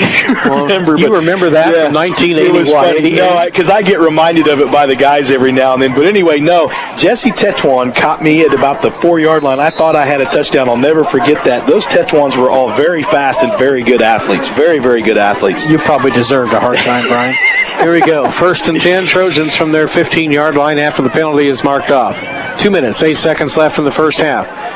Wheat going to pitch it late and not give the running back much chance. Alejos gets knocked back at the 13. Yeah, they're just being a little conservative right here. I think they know that they're deep in their own territory. They don't want to give the Blue Jays a chance to maybe score here. And so a little bit of conservative move right there. They ran the option. It was the speed option, but it was a slower speed option, a little more deliberate. Wheat waited to kind of pitch it late there, but the Blue Jays snuffed that out. And again, in there on the tackle for the Blue Jays, and he's having a really good night for the Blue Jays. Jalen Holloway doing a really nice job at that nickel linebacker position. Here they go. The Trojans break the huddle and come back to the line of scrimmage. They'll wind up 3 receivers wide left on the near side. Low snap, a handoff running play coming up the middle off right tackle. Out to about the 19, so a 4-yard gain. That brings up third down. They stop the clock with 1:23 to go in the first half. Rudy Vargas, the defensive end. Rudy's having a really good night tonight. So is Rodney Coleman, the nose guard. The Blue Jay defensive line doing a really nice job tonight for the Blue Jays in the trenches. Jefferson City took that timeout. They want that football back. Yeah, why not? They feel like they should probably have another touchdown. They were going in to score. A great catch by Holloway, and on the tackle back in the first quarter when the Blue Jays were going from east to west, on the tackle, they said that Holloway fumbled the football. At first, actually, they said he was down. Then the officials met and overturned it. I think that the Blue Jays feel like maybe they should have another touchdown. Maybe they're going to try and get one before the half's over. Now both teams huddling up with their head coaches. Randall wants to get the ball back and probably air it out a little bit to try and get it in the end zone. So, Dewey, I'm also just going to kind of check the sky because the first time we played Topeka High this year, we got that lightning delay and never got to play the second half. Now the weather's beautiful tonight. We're not going to have to worry about that. We'll get a full football game in tonight. So Coach heads back over toward the Junction City side of the field. Defense heads back out there, led by Terrence Tedder in the secondary. Chaz Ruffin back there. Michael Boganowski. Watch. Step on up here. Also, Donkey Williams. Miss Jackson, the principal for Junction City High School, is in here for your interview, Dewey. I was just telling her, step up here and watch. She was kind of sitting down back there, and so we'll give her some room to join us up here so she can see us. Third down, 6 coming up for the Trojans. They're going to run Alejos to the right, and he's going to scrape the sideline a little bit, but we'll see where they mark it. He's very close to the first down, up at about the 24-yard line. Everybody walking back upfield. Looks like it'll be first down. They're going to give it to him 1st and 10 with 1:17 to go here in the first half. Mary A. probably wanted to sit down and rest, Brian. Yeah, maybe she did. Yeah, those stairs are give you a little bit of a workout. 1st and 10 Trojans, just shy of the 25-yard line. 20-0. The Blue Jays lead late second quarter. Reading play, ball's loose on the turf. Junction City trying to get on top of this would be huge, and Junction City has got the football. Looking to see who recovered that. I see Keegan McConnell. Was it Keegan? I don't know. I also see Rodney Coleman jumping around. Either way, several Blue Jays in there on top of the football, so they will get a chance to score here. 1:12 left. They'll get the ball at about the 23-yard line. So the Blue Jays getting that opportunity. They feel like maybe they lost an opportunity down there when they fumbled the ball. Now Topeka High fumbles the ball. Blue Jays will have a chance to go in here with 1:12 left right before the half. So Junction City brings the offensive unit out. Randall Banks in the backfield with Xavier Felton, TJ in the slot. Also, just to the right of him, Tyree Holloway, Damarian Sellers on the edge. From the shotgun set, Felton rolls right to the near side. Cocks the ball, looks to throw, decides to run it himself. At the 20, veers back to the middle, may wrestle him down and throw him down hard at the 17, but still a gain of 6. Nice tackle right there by number 1 for Topeka High. That was an authoritative tackle right there. Logan McDaniel, He's a fullback linebacker, senior, 6 foot, 220 pounds, and he's a good linebacker for them, Dewey, and right there made a nice tackle, keeping Xavier from getting a touchdown. Second down for the Blue Jays. They're going to run the ball this time around the right end at the 20. Randall Banks carrying, kind of got grabbed by the shoulder pads and tugged out of bounds just shy of the 15. So that was similar to the play that they scored on with TJ earlier, except instead of a reverse, they just ran the straight play to the fullback, just a power sweep. They pulled the center on that play. Logan got out there, but that was a smart play by Randall, knowing he wasn't going to get the first down, so he went ahead and stepped out of bounds to stop the clock. That's a senior right there, understanding exactly what he needs to do in that situation. Third down 4 coming up for the Blue Jays, waiting on a decision from the sideline. Wouldn't be surprised if they go for a field goal if they come up short here. 38 seconds left in the first half. Xavier throws a dump pass over the top. They've got the first down at the 10-yard line. That's just a little jump pass right over the top. Well, it'll be interesting to see what the flag is here because something didn't look quite right. It's probably going to be an illegal offensive lineman downfield. And it'd be interesting to see if Logan, the way that he lined up, if they considered him to be the guy downfield. Illegal shift, okay. In the backfield, that would be someone moving. That's a play they have not run this year. Well, it's just that little slant to Logan that they ran last week. It was just a little quicker and a little more shallow, but that was a nice play for the first down. It was just a little quick hit pass, and so unfortunately the Blue Jays committing a penalty and shooting themselves in the foot right there. So now third down and about 9. Football resting just outside the 20. We've got 24 seconds left in the first half. Felton flanked on the right by Randall Banks. Two receivers wide left. Felton wants to throw right up the middle. He's got it. Demarion Sellers inside the 5. They knock down the official. He's down to the 3. And first down will stop the clock. Demarion, great play. Too. That was a Topeka High Trojan. Here they go. Shallow post. They fumble the snap. They get it back, but they're going to be shy. 10 seconds left in the first half. Timeout, Blue Jays. So back to that real quick. That was just a very shallow post. Xavier did a great job getting up and throwing that football. Demarion, again, nice catch. We've just seen these Blue Jays receivers really step up the last few weeks and doing a great job. Demarion's got good hands. He's a tall kid, did a great job, and almost drug a couple guys into the end zone right there, but then the Blue Jays tried to line up real quick, see if they could get a quick playoff and to try and get the momentum for the touchdown, but they could not, and so they call the timeout. 10 seconds left, and the Blue Jays an opportunity.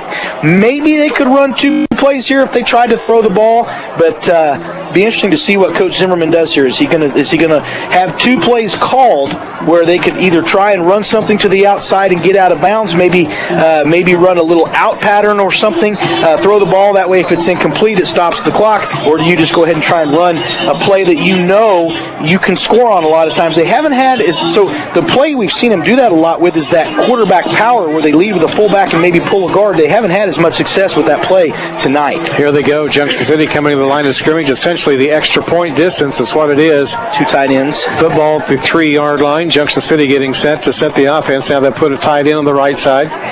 Junction City in the backfield has Banks. Jones. TJ takes the flip, and he's into the end zone easily untouched for a touchdown. Power sweep right there. That's just power football. That's what you do inside the 5-yard line. You either go up the middle or you try and run a power sweep. And with TJ's speed and that offensive line, and they lined up with 2 tight ends that time, they were able to get a nice play in for the touchdown.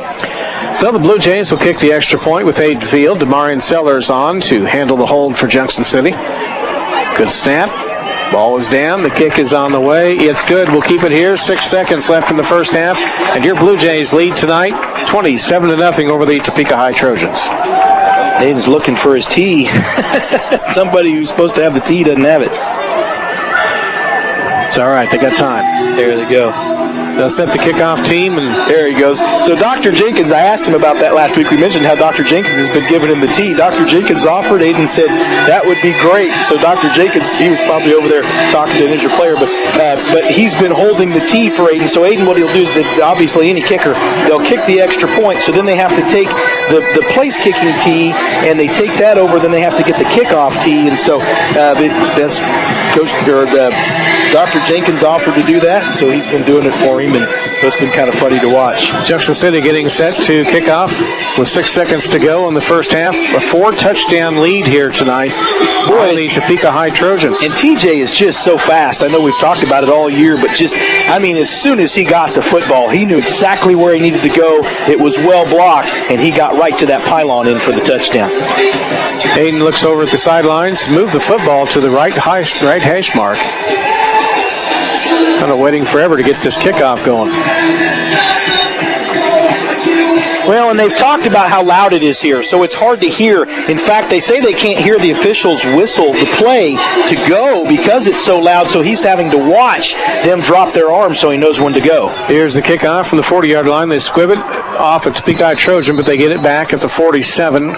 No time goes off the clock, even though the ball was touched. And the Trojans can run one play. Yeah, and do you take a shot here? You and I have talked about this. Do you take a shot here?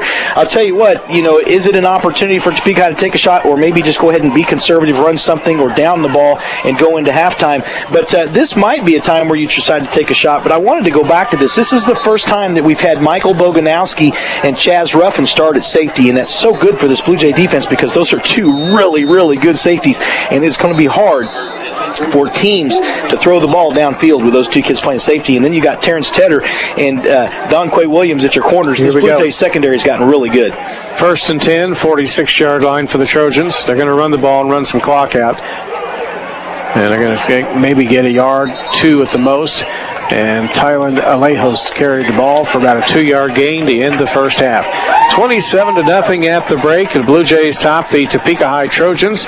We'll take a break. We'll be back with the Junction City Abstract and Title halftime show right after this.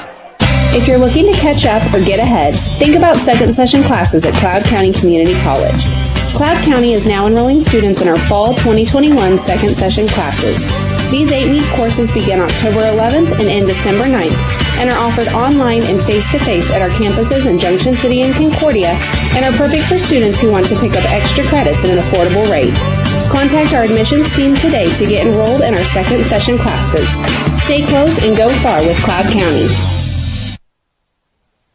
Homefront Real Estate Group is your local real estate expert. Our partners have over 60 years of experience combined to ensure a fresh perspective on the ever-changing market, and we are here to serve this amazing community. Whether you catch us at a Blue Jay game or the grocery store, don't hesitate to talk business because we love what we do. Stop by our office at 720 South Caroline Avenue in Junction City or give us a call at 785-223-6030. Homefront Real Estate.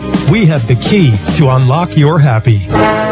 Hi, this is Brian Field from Cardinal Insurance. Cardinal Insurance is a trusted choice independent insurance agency who writes insurance through several different insurance companies. We work hard to find the right company for you. And as a proud Junction City High School alumni and former Blue Jay athlete, I know how hard our Blue Jays work to proudly represent Junction City High School and our community. That's why we sponsor the Cardinal Insurance Player of the Game. Listen to the postgame show to hear the Cardinal Insurance Player of the Game. Cardinal Insurance, working hard to serve you first. This is Blue Jay Football on 107.9 FM and 1420 KJCK.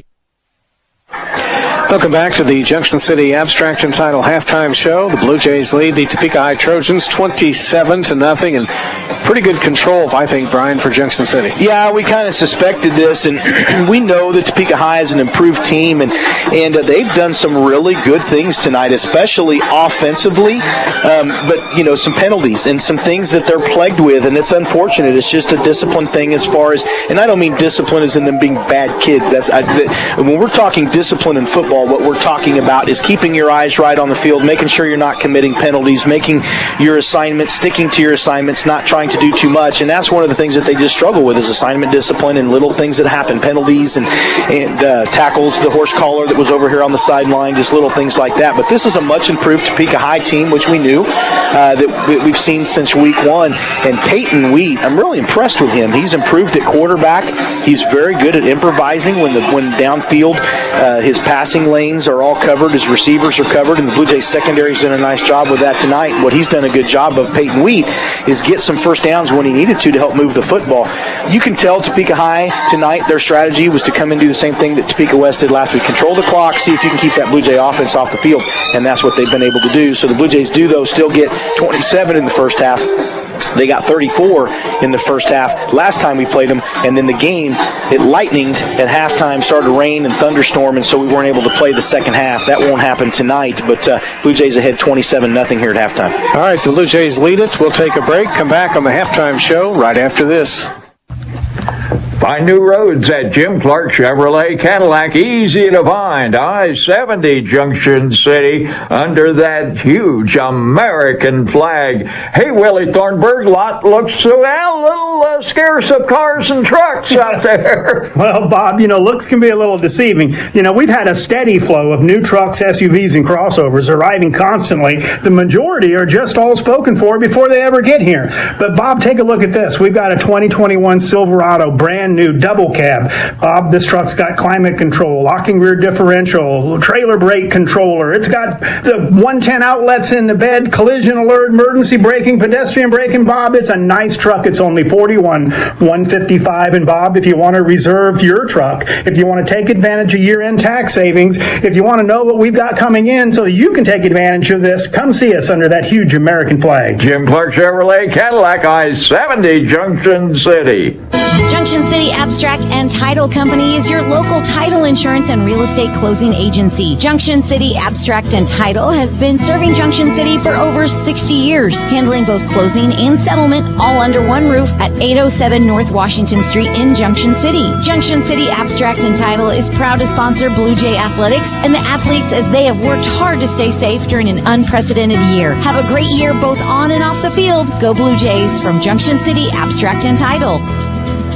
If you're looking to catch up or get ahead, think about second session classes at Cloud County Community College. Cloud County is now enrolling students in our fall 2021 second session classes.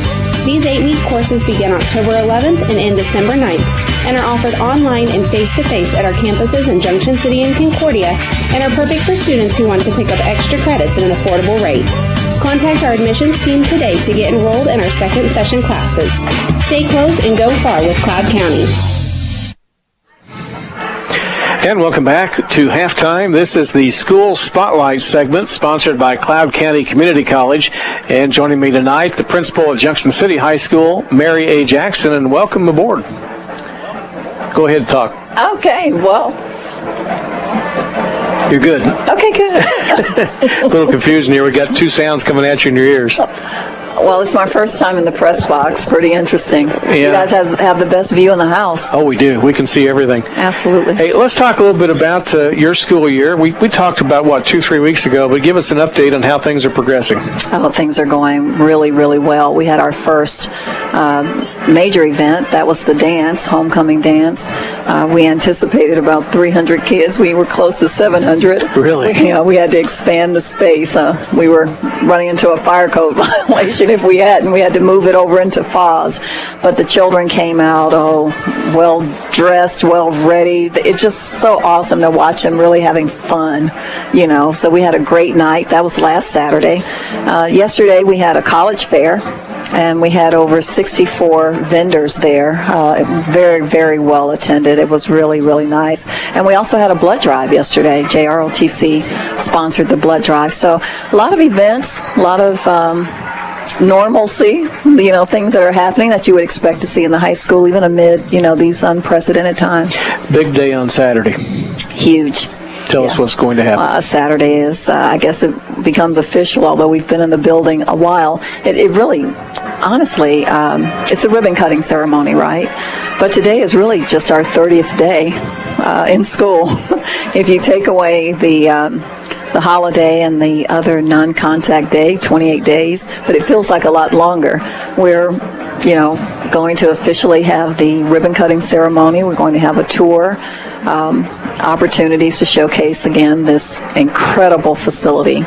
We're sitting here looking at this field and all of these accommodations, but my goodness, we'll be able to have teams come in to take a look at the other part, the educational part, and all the tremendous offerings we have for our students. We got a great view. We got a heater. We got an air conditioner. It is pretty nice up here. Yeah, look, this is pretty good. This is really nice. You're going to have administrators meetings up here, I understand, during games. I just want to follow you guys, but I don't know. I feel a little restricted with all these stairs. I felt like I was on a Stairmaster trying to get here. Well, let me talk to you about the $1.7 million elevator. They did have to cut, but we could perhaps put that back in. Now, you could lead the charge on this. Look, anything for you, Dewey. You got my backing on this, 100%. Anything for you, absolutely. I understand why they had to cut that. That's pretty expensive. Hey, what has to get done inside the building? There's still people working here. There's still people working here. The biggest touches really are in the gym still. We still have some work there. We have a lot of touch-up work. All of the teachers, everyone has a punch list, so as we find little things, we're turning them in and having those things corrected. But, it's almost there. Are the orchestra room, the multi-purpose room done? Yes. I want to see that. Some final touches, that beautiful room there. In fact, the blood drive was just on the other side of it the other day. It's yesterday. Right up above the locker rooms? Right above the locker room. Okay, I'll have to go in there Saturday and look around a little bit. Yeah. What are some of the fine-tuning things? Just carpeting or floor polish or something? Yeah, still some paint work we have to do. They were putting down floor trim the other day. We still have our concession area, that we're still working on. We're waiting for the equipment to go in the fitness room. So there's still some things like that still have to happen. Okay. Hey, talk about the academic side. You had some pretty big jobs you're working on this summer. We making progress? It's absolutely amazing. We had our first walkthrough. I think last week they reported today, gave me an update on how, what they saw. They call it those,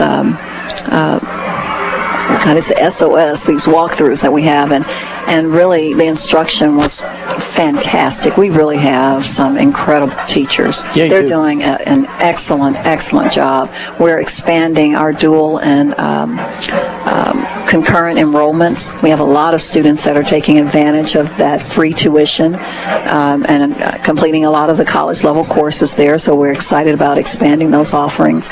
But I don't think I mentioned this. We grew by over 200 kids this year. Yeah, and so we're still looking at ways of trying to get a few more electives in there so that we can reduce some of those class sizes. I know enrollment's up, but why? Wouldn't you want to go here? Yeah. Do you think that's the reason? No, I just think that historically we've always done a good job. The military, students are a big part of that. A lot of people want to remain, in the area. And then, this is just the cherry on top. I heard a report at a school board meeting last summer. They thought enrollment might be down because of military deployments. Some of the families might leave. That didn't happen, did it? No. No, not at the high school. We built for 1,800. For 1,800, yes. So you're already pretty close to capacity. We're going to have to build a new one. Well, my understanding is the way that it was constructed, we can easily add to it. Okay. And I think, in the next 5 years, my friends, you'll walk in there, you see the library and those wonderful learning stairs where the students can go to the bistro, get something to eat or drink, and have a seat on those learning stairs. They can charge their electronic devices and just enjoy conversations, with each other. The bistro, the food is made by students. It's just the sheer size of it. Well, I think the biggest challenge has been the size. We've had to hire some additional personnel. The board has been just wonderful. We've had to get some additional hall monitors and of course, we still had some vacancies, indicators we're looking at improving, but it's just the sheer magnitude of this building. I understand it's the third largest school in the nation in terms of square footage. I know it's the largest in Kansas. It's the third largest in the nation in terms, can make it in under 7 minutes. I'm telling you, it's amazing. I need a couple of extra minutes at it, but it looks like the children are making it, and we haven't had to make any adjustments. We probably have given a little bit too much time. They're able to socialize within those 7 minutes and not get to class on time. Everybody gets there. What about your athletic program? Just kind of an overview. Oh, wow. I mean, what do you say? I mean, Zimmerman is a legend. Mm-hmm. He's the department chair. He continues to recruit a tremendous staff, the work with Westerhouse. I just see us growing. We have the facilities now, and I just see us really becoming just something to be reckoned with, really. Got to finish a few of them, but you're in progress now. We're in progress, and there's some future aid. Federal aid, or how would you do that? Well, remember, this facility was purchased with federal and state aid. Federal and state, so we get quite a bit of funding through our military. Pool lovers, swimmers, there's hope. Yeah, there is. That's always been one of the drawbacks about swimming. They didn't even have a diving facility. Yeah. No, everything that you see here is state of the art, and we're going to continue that with our aquatic center. Okay. Good job at halftime. Oh, thank you. We'll bring you back down the line. I look forward to it, Dewey. Mary A. Jackson has been our guest on the School Spotlight, sponsored by Cloud County Community College. We'll be back after this. If you're looking to catch up or get ahead, think about second session classes at Cloud County Community College. Cloud County is now enrolling students in our fall 2021 second session classes. These 8-week courses begin October 11th and end December 9th and are offered online and face-to-face at our campuses in Junction City and Concordia and are perfect for students who want to pick up extra credits at an affordable rate. Contact our admissions team today to get enrolled in our second session classes. Stay close and go far with Cloud County. Hi, this is Brian Field from Cardinal Insurance. Cardinal Insurance is a trusted choice independent insurance agency who writes insurance through several different insurance companies. We work hard to find the right company for you. And as a proud Junction City High School alumni and former Blue Jay athlete, I know how hard our Blue Jays work to proudly represent Junction City High School and our community. That's why we sponsor the Cardinal Insurance Player of the Game. Listen to the postgame show to hear the Cardinal Insurance Player of the Game. Cardinal Insurance. 70 Junction City under that huge American American flag. Hey, Willie Thornburg, lot looks a little scarce of cars and trucks out there. Well, Bob, looks can be a little deceiving. But, Bob, take a look at this. We've got a 2021 Silverado, brand new double cab. Bob, this truck's got climate control, locking rear differential, 41, 155. And, Bob, if you want to reserve, huge American flag. Jim Clark Chevrolet. Box. Some very popular activities underway here at the dog on him, and he knows to come right to point to attention on the officer, and they're showing some really cool demonstrations. Brian, you've been kind of looking at that out there. Well, I have. In fact, I learned my first lesson of Blue Jay Stadium. I'll mention here in a minute. Let's watch him get this guy. Listeners on the radio. They're letting the dog go. There he goes. Got the bad guy.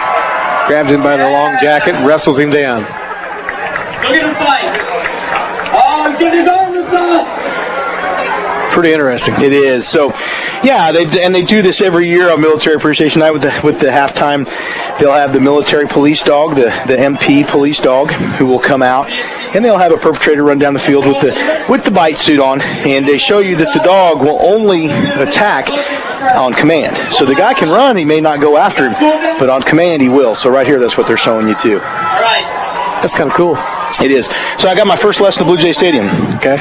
Make sure that I get my bathroom break over and I'm headed back up here before the band starts to head up into the seats, because I got behind the band and I had to wait quite a while, and so I kind of ran up here and I need to catch my breath a little bit. Go ahead and do that. We had a pretty good interview with Barry A. Jackson tonight. School year is off to a good start.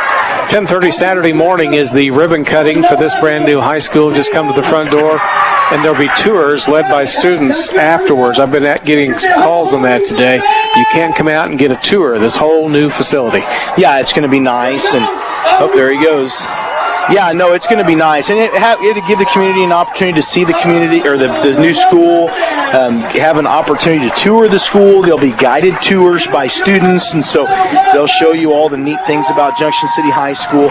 Also, I'm sure they'll have a little ceremony at the beginning and a little ribbon cutting, and David Wild, in fact, sent us a little video. They're going to show a video, which is pretty neat. That'll show the construction of the school, the different phases, and all the different things that happened from the beginning. Probably they get with the bond issue, and we had to decide if we had to decide if we wanted to try and get a new school, have the bond issue passed, and then of course there was the architectural stages, the grading of the land, and then the construction, and so many things that went into it, and it's just, but there's so much more that a lot of people don't realize, the logistics of ordering different things and deciding on color schemes and the safety factors and all the inspections for the fire safety systems, and so many different things that go into this that people don't realize. And the fact that this school is open right now with COVID and shortages of construction workers and shortages of materials, and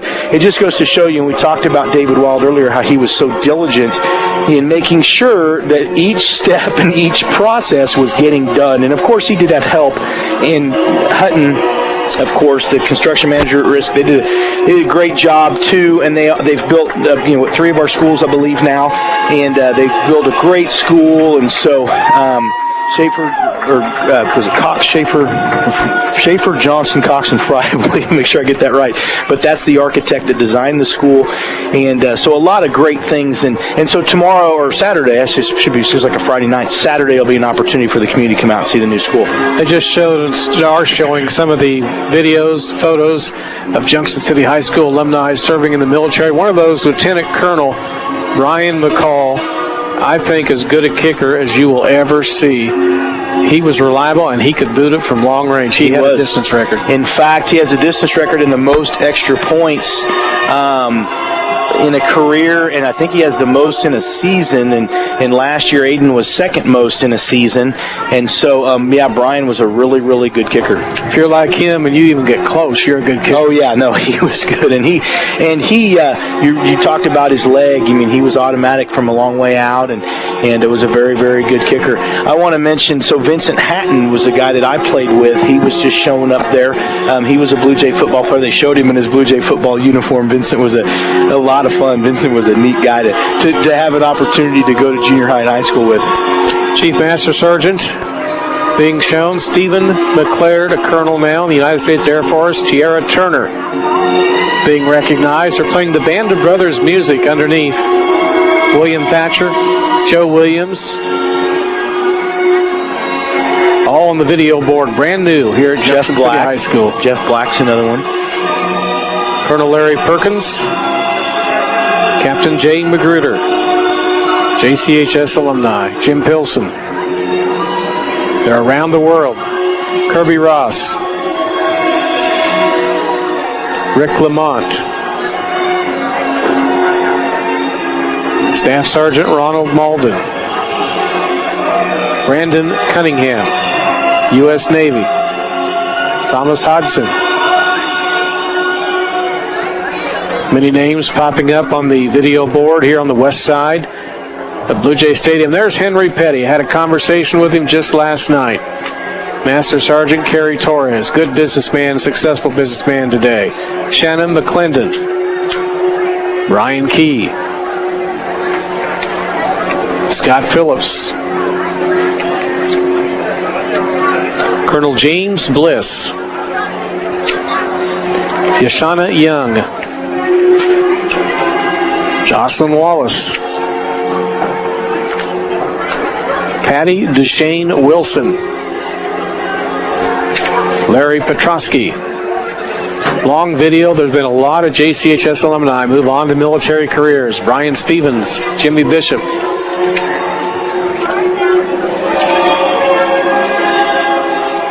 We're bringing you this not only via radio tonight, but the live stream at jcpost.com. Thank you for your service. You make all Blue Jays proud, and that's the message up on the video board. Blue Jay football team's back out warming up. They've got a couple minutes yet before we start the second half. Seeing some more military videos. Tanks sweeping across the terrain. Fired an old cannon here before the game. Yeah, that was really cool. In fact, it looked like a Civil War era cannon. When they said they were going to fire a cannon, I thought it might be old more modern cannons. Might be Old Thunder. Yeah, I think it probably was. So they have Old Thunder at Fort Riley. Helicopters coming into land, bringing in troops. Boat docks. Hear the guns in the background shooting. Blowing things up. Man, they're creating some major explosions here. Good video. Yeah, so I want to make sure that we get this right. So Brian McCall has the longest field goal. Andy Birchmeyer was the one that had the most extra points or most PATs in a season. And then field goals in a season is Dennis Hundley. He had 12 in 1973. So I didn't know him. Yeah, so they must have kicked a lot of field goals back in 1973 that season. He's also got field goals in a career with 29. Brian McCall's younger brother was also a kicker for the Blue Jays.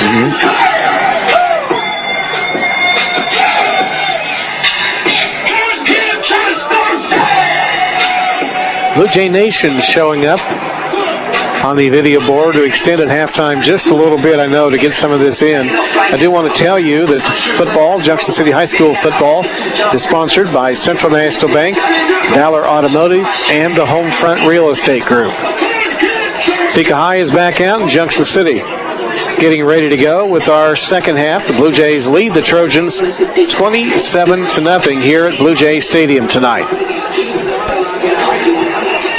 We're getting set to go to the third quarter. TJ Jones will be back deep to receive the kickoff from Topeka High. Their kicker finally getting in the game for the first time. Talea Thomas handles their kickoff duties from the 40-yard line.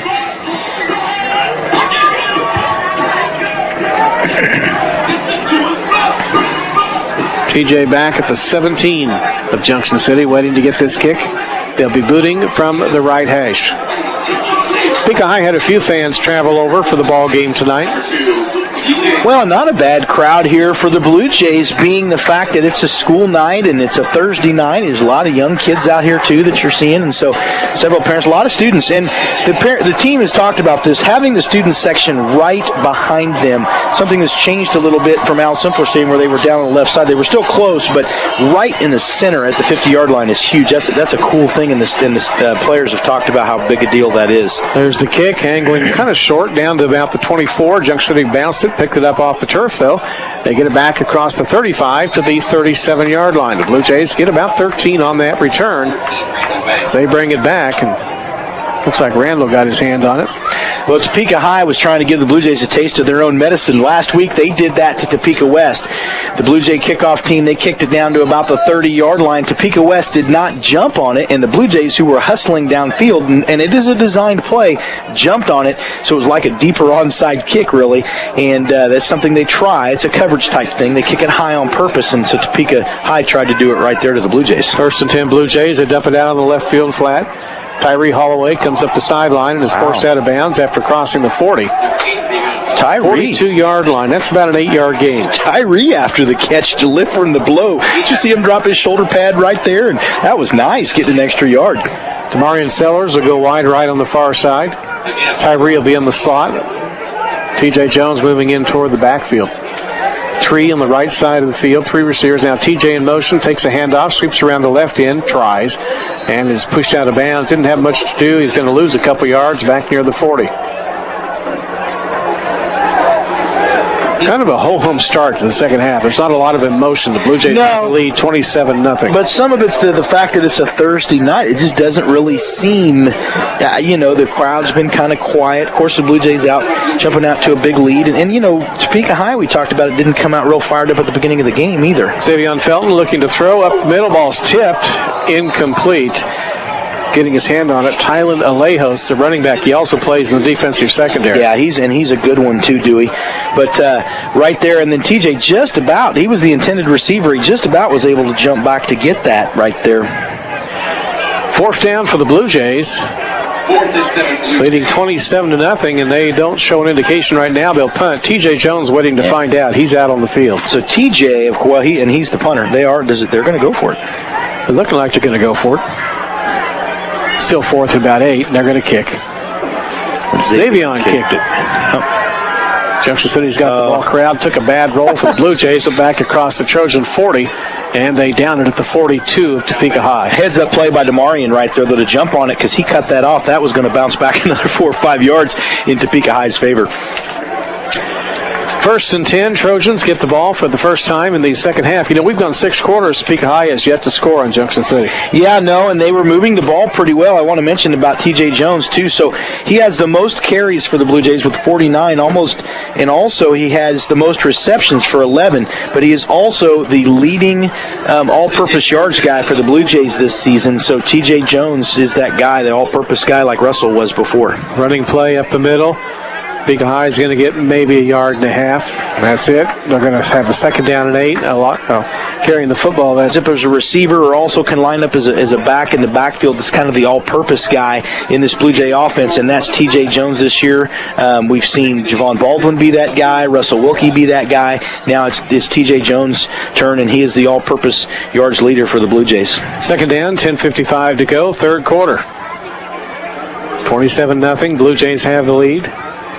There's a snap. They're going to run it. Again, try to go up the middle on a delayed handoff, and they just get back to the line of scrimmage, and that's about it. Peyton Weed handing the football that time to Alejos. 3rd down, 8 for the Trojans. I think we'll probably see a lot of Blue Jays in the second half if they get one more touchdown. Yeah, but Coach Zimmerman still usually kind of waits around until the 4th quarter before he starts to play his young guys too much, and so it wouldn't surprise me to see the starters play deep into the 3rd, maybe maybe around that last series of the 3rd quarter. You might see Coach Zimmerman start to sub some people, and usually he'll start to sub in his JV line in front of the varsity ball handlers. Usually is what you'll see him start to do first. 3rd down, 8 for the Trojans. Sweat hands off again on the far side. A nice run into the secondary. A 1st down carry inside the Blue Jay 45. Down to the 40, carrying the football again, Tylen Alejos. A 13-yard gain. Goes to show you how strong he is, Dewey. He just right there did a nice job spinning, breaking some tackles, and getting extra yards. Now they move the chains down the far side, and they'll put the ball at the 40-yard line of Junction City. 17 yards. 1st and 10 coming up. 1st and 10 Trojans from the 40-yard line. Starting to see some of the younger kids leave with their parents because they have school tomorrow. It's getting close to 9 o'clock. Probably staying up a little later than normal. Got to go home, probably take their baths and all that stuff. Pass in the right flat, incomplete, intended for Isaiah Kincaid. Good coverage by the Blue Jays. Second down 10. I think we're going to see a whole bunch of them, Brian. Probably so.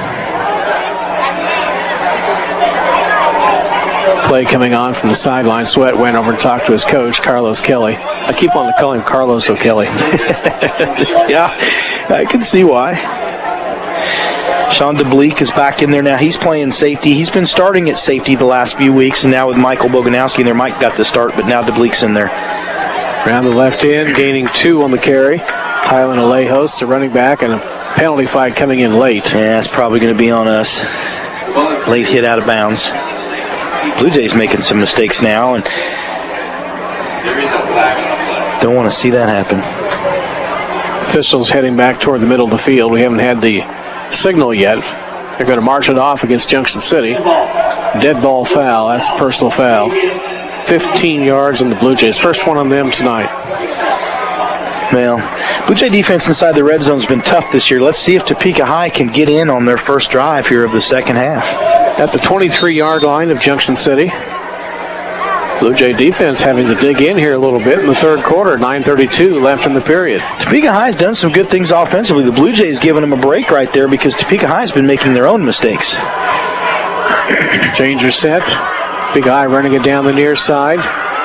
They turn it upfield inside the 20 down to the 18-yard line. Alejo carrying it again. Boy, he's got to be tired. Well, he does, and he gets a lot of carries. Of course, last week he had 400 yards or close to 400 yards. We have to find out exactly how many he had. I've heard anywhere from 350 to 450, so I'm going to have to go look that up. But we know he had a lot of yards last week against Highland Park. I'm more impressed with Jalen Holloway every week, the nickel linebacker right there. Excuse me, he chased that play. He trailed that play and made that tackle from behind, and catching Alejos is not an easy thing to do because he's got pretty good quickness and speed. But Jalen Holloway is just getting to be a better and better nickel linebacker for the Blue Jays every week. Jake Norman comes in at wide receiver for the Trojans, replacing Isaiah Kincaid. There's a kick out wide side left. Alejo tried to turn the corner and had no place to go, and in fact loses 2 yards back to the 22. That's how you defend the option. Your Sam linebacker, Keegan McConnell, is on the quarterback, so he pitches it, and your safety, DeBleek, did a great job right there, the sophomore, coming in on the pitch man and making the tackle. And so very well defended speed option right there by the Blue Jay defense. Third down 9 coming up for Topeka High at the Blue Jay 22. It seems like when the defense has to rise up, they do. They do, and they've been very tough. And Topeka High is not in the red zone yet, but the Blue Jays have been very, very tight in the red zone. We saw them have some really good defensive stands inside their own 5-yard line. Football is set. Twins left, Twins right, and we get another penalty flag. The Blue Jay players are clapping. This will be on the Trojans. Yep, 5 yards. That's what they do. So here they had the ball. Was it 1st and 10 at the about the 24-yard line, and then they have a play where they just get a couple of short yards, and now it's going to be third down, and they have the ball back at the 27. And so, just one of those things that they just continue to have the little mistakes that they make that seem to kill their drives. Third down 13 coming up for Topeka High. Now, they have not thrown the ball deep much tonight. That was with Boganowski in there at safety. Let's see now if the Blue Jays have a substitution or two. Well, they're going to go ahead and call timeout right here. Timeout being taken. We'll take the break. We'll be back to Blue Jay Stadium in 30 seconds. Just the way you want it? It's just the way you want it. Rex's Auto Sales is your hometown best choice low price car dealer. They make it easy. They'll help you find the perfect car just the way you want it. That's what your hometown best choice low price car dealer does best. So if you want it made easy, see your hometown best choice low price car dealer, Rex's Auto Sales, today at 1539 North Washington Street in Junction City, or online at rexsautosales.com. It's just the way you want it. And welcome back to Blue Jay Stadium. Junction City leading Topeka High by a score of 27-0 in our ball game tonight. Kind of a lighter crowd, although a good student turnout here tonight at the stadium. So we have a timeout down on the field. Topeka High facing third down 13 from the Blue Jay 27-yard line. cheerleaders and J-steppers occupying a site on the running track in front of the main home grandstand.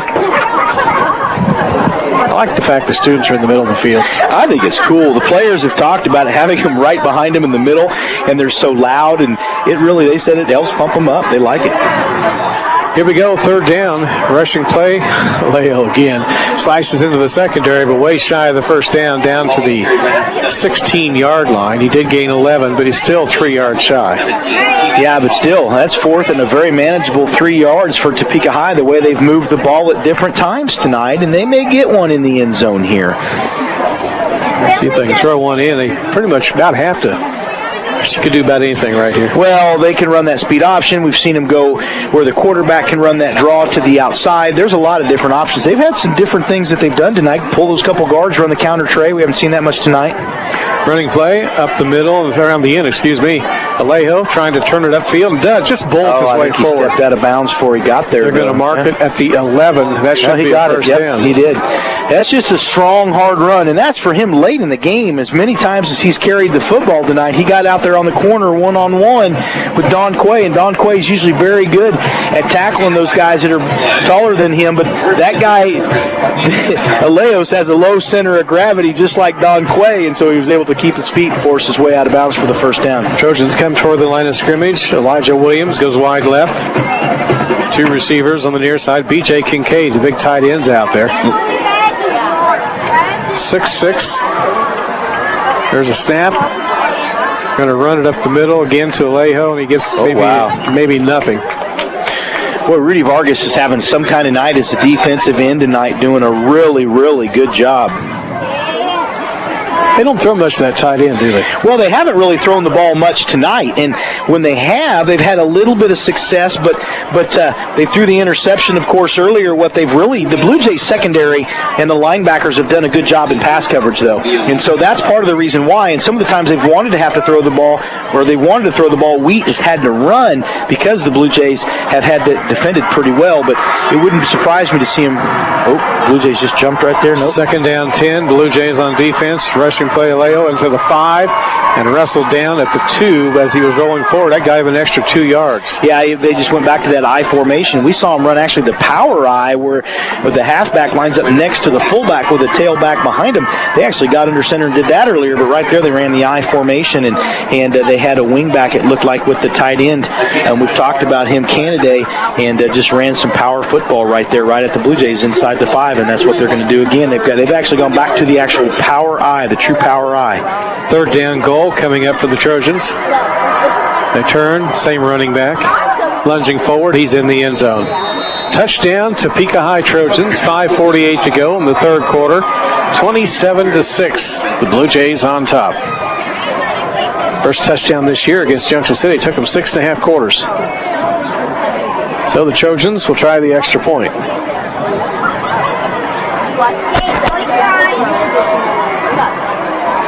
Waiting on the kick. They're counting all their players out on the field to see who they've got. Looks like Josiah Mack is on to try it. She'll give it her shot here for a PAT. Snap's good. Kick is on the way. Fading left. And did she get it? No. Wide left. 27-6. We'll break here for 30 seconds and be back right after this. Get a job. Wednesday, October 13th, it's the Flint Hills Job Fair 3. From 11 a.m. to 6 p.m. at the Manhattan Town Center, you'll be able to meet with the best companies in the area, and they want to hire you. Just go to JC Post or littleapplepost.com and click the Get Work button. The Flint Hills Job Fair, Wednesday, October 13th, 11 a.m. to 6 p.m. from the Manhattan Town Center and 1420 a.m. 10.7.9 FM KJCK. To reserve your booth today, contact Ross Snyder at 587-0103. And welcome back to Blue Jay Stadium. Junction City's lead trimmed down to 27-6, still in pretty good control with 5:47 to go here in the third quarter. Do want to say that Cardinal Insurance, that's you, Brian, Jim Clark Chevrolet Cadillac, they sponsor Blue Jay football. So I just got a note up here, and I wondered if that's what happened, because that's a good kicker for Topeka High, and for her to be that short. So Rudy Vargas blocked that PAT right there, Dewey. Okay. Did not see the got hand. a note from Jimmy Jenkins to field level. Dr. Jenkins let us know that was blocked by Rudy Vargas. She's getting set to kick off. Nope, they're not. They got a different kicker for kickoffs, Talia Thomas.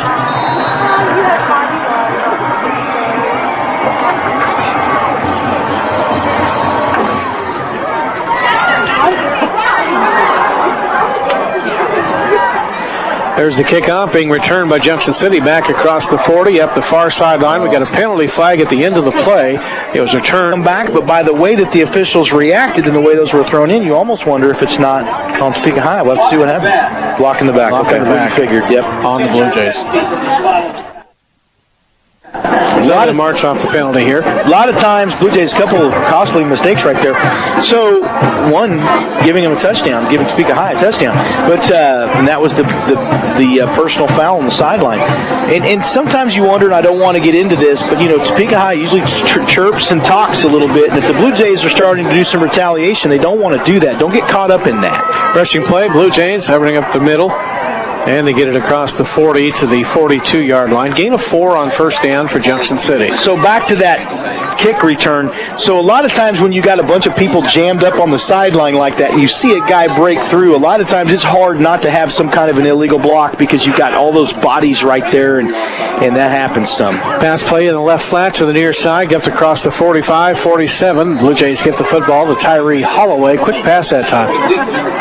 So Junction City moving the stick a little bit. They're going to have third down and less than a yard from their 47. I got it.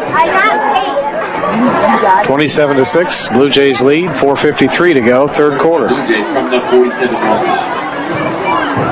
Snap back to the shotgun. On the Wildcat. Let's rush for first down to the 50. So that time right there, Xavier Felton took it. Yeah, they went back to, they had the fullback just lead. That's just the quarterback power right there that they've scored their touchdown and their extra point on, and their touchdown against Seaman, and so that's kind of a bread and butter staple for the Blue Jays. Topeka High probably knew it was coming, still couldn't stop it. First and 10, Junction City just moving the chains, coming downfield, just shy of midfield.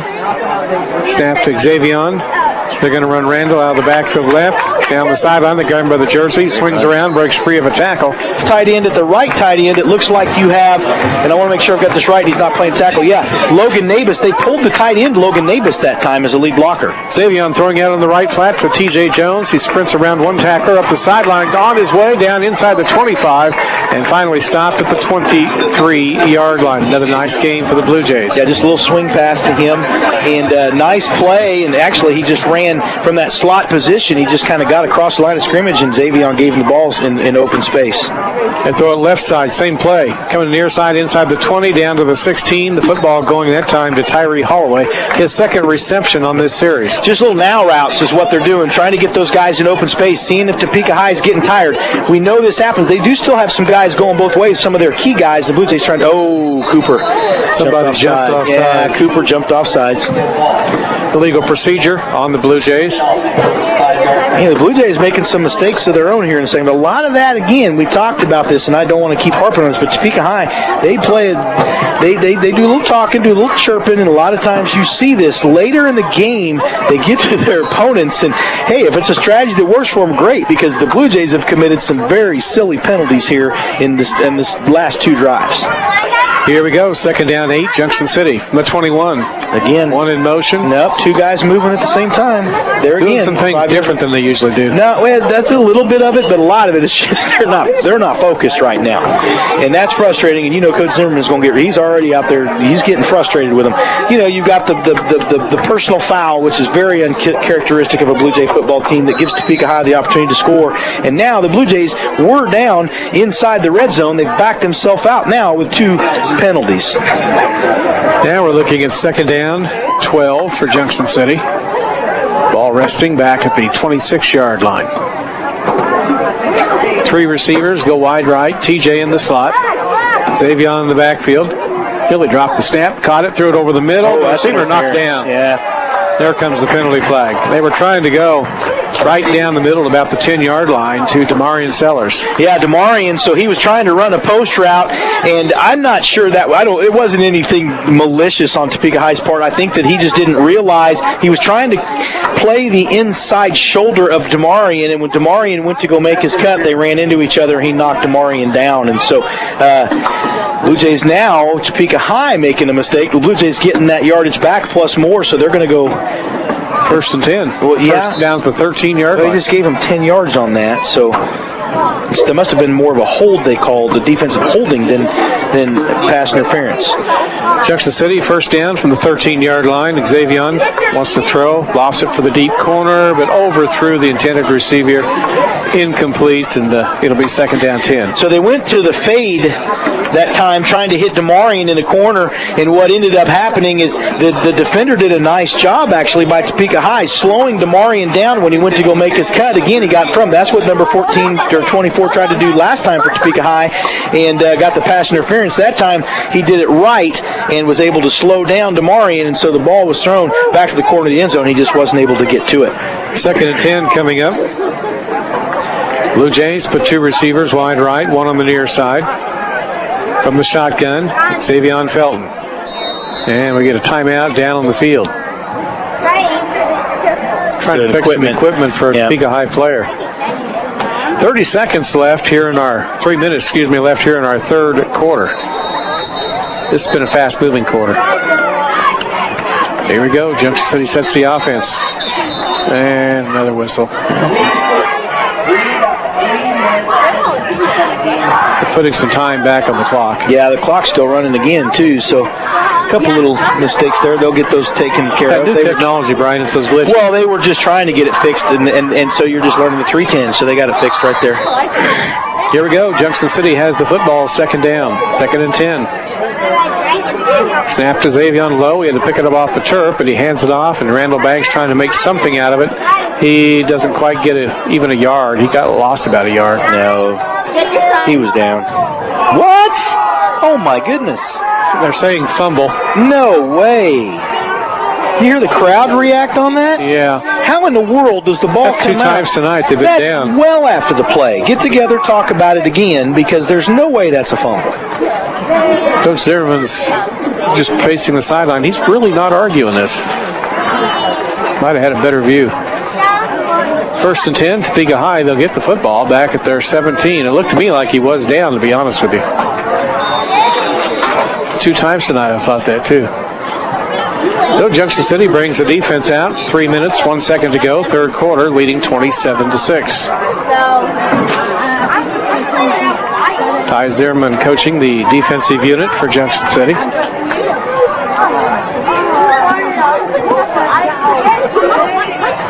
There's the snap. Going to run it straight up the gut, not get anything. The rush stop at the 15, so it'll be a loss of about 2. Yeah, DK Oscar did a real nice job right there, and also in on the play for the Blue Jays. Quavion Gilmore. That was read by several Blue Jays because you also had Diego Isons back in there at the Mike linebacker position. It was also read by Keegan McConnell, Elijah Clark Boyd. 4 or 5 Blue Jays right there read that, getting it on the tackle. Second down 12 coming up for the Trojans. Topeka High will put 3 receivers wide left on the far side. 2 in the backfield now. Including the quarterback, of course. Peyton Wheat 5 yards off the line of scrimmage. Back to throw, deep drop, flush to the left. Going to tuck it and run. The Blue Jays hit him and wrestling down at the 11, a gain of 1. Third down 11 coming up for Topeka High. That was well read by the Blue Jay defense. Again, that time Quavion Gilmore in there on the tackle, and you also had Diego Ison. They just read that well, so the coverage downfield was good. Again, he took off to run, and you had a couple of Blue Jay linebackers get right in there on the tackle, and that was your Will and your Mike linebacker, both of your inside linebackers. So third down and long coming up for the Trojans. Blue Jays would love to keep them backed up on this end of the field. 27-6, the Blue Jays lead, minute 35 to go, third quarter. Again, 2 receivers go wide left, 2 on the near side. Standing back there by himself. Quarterback lifts the throw, Wheat rushes to the left, goes back up the middle, and the pass incomplete. So Junction City due to get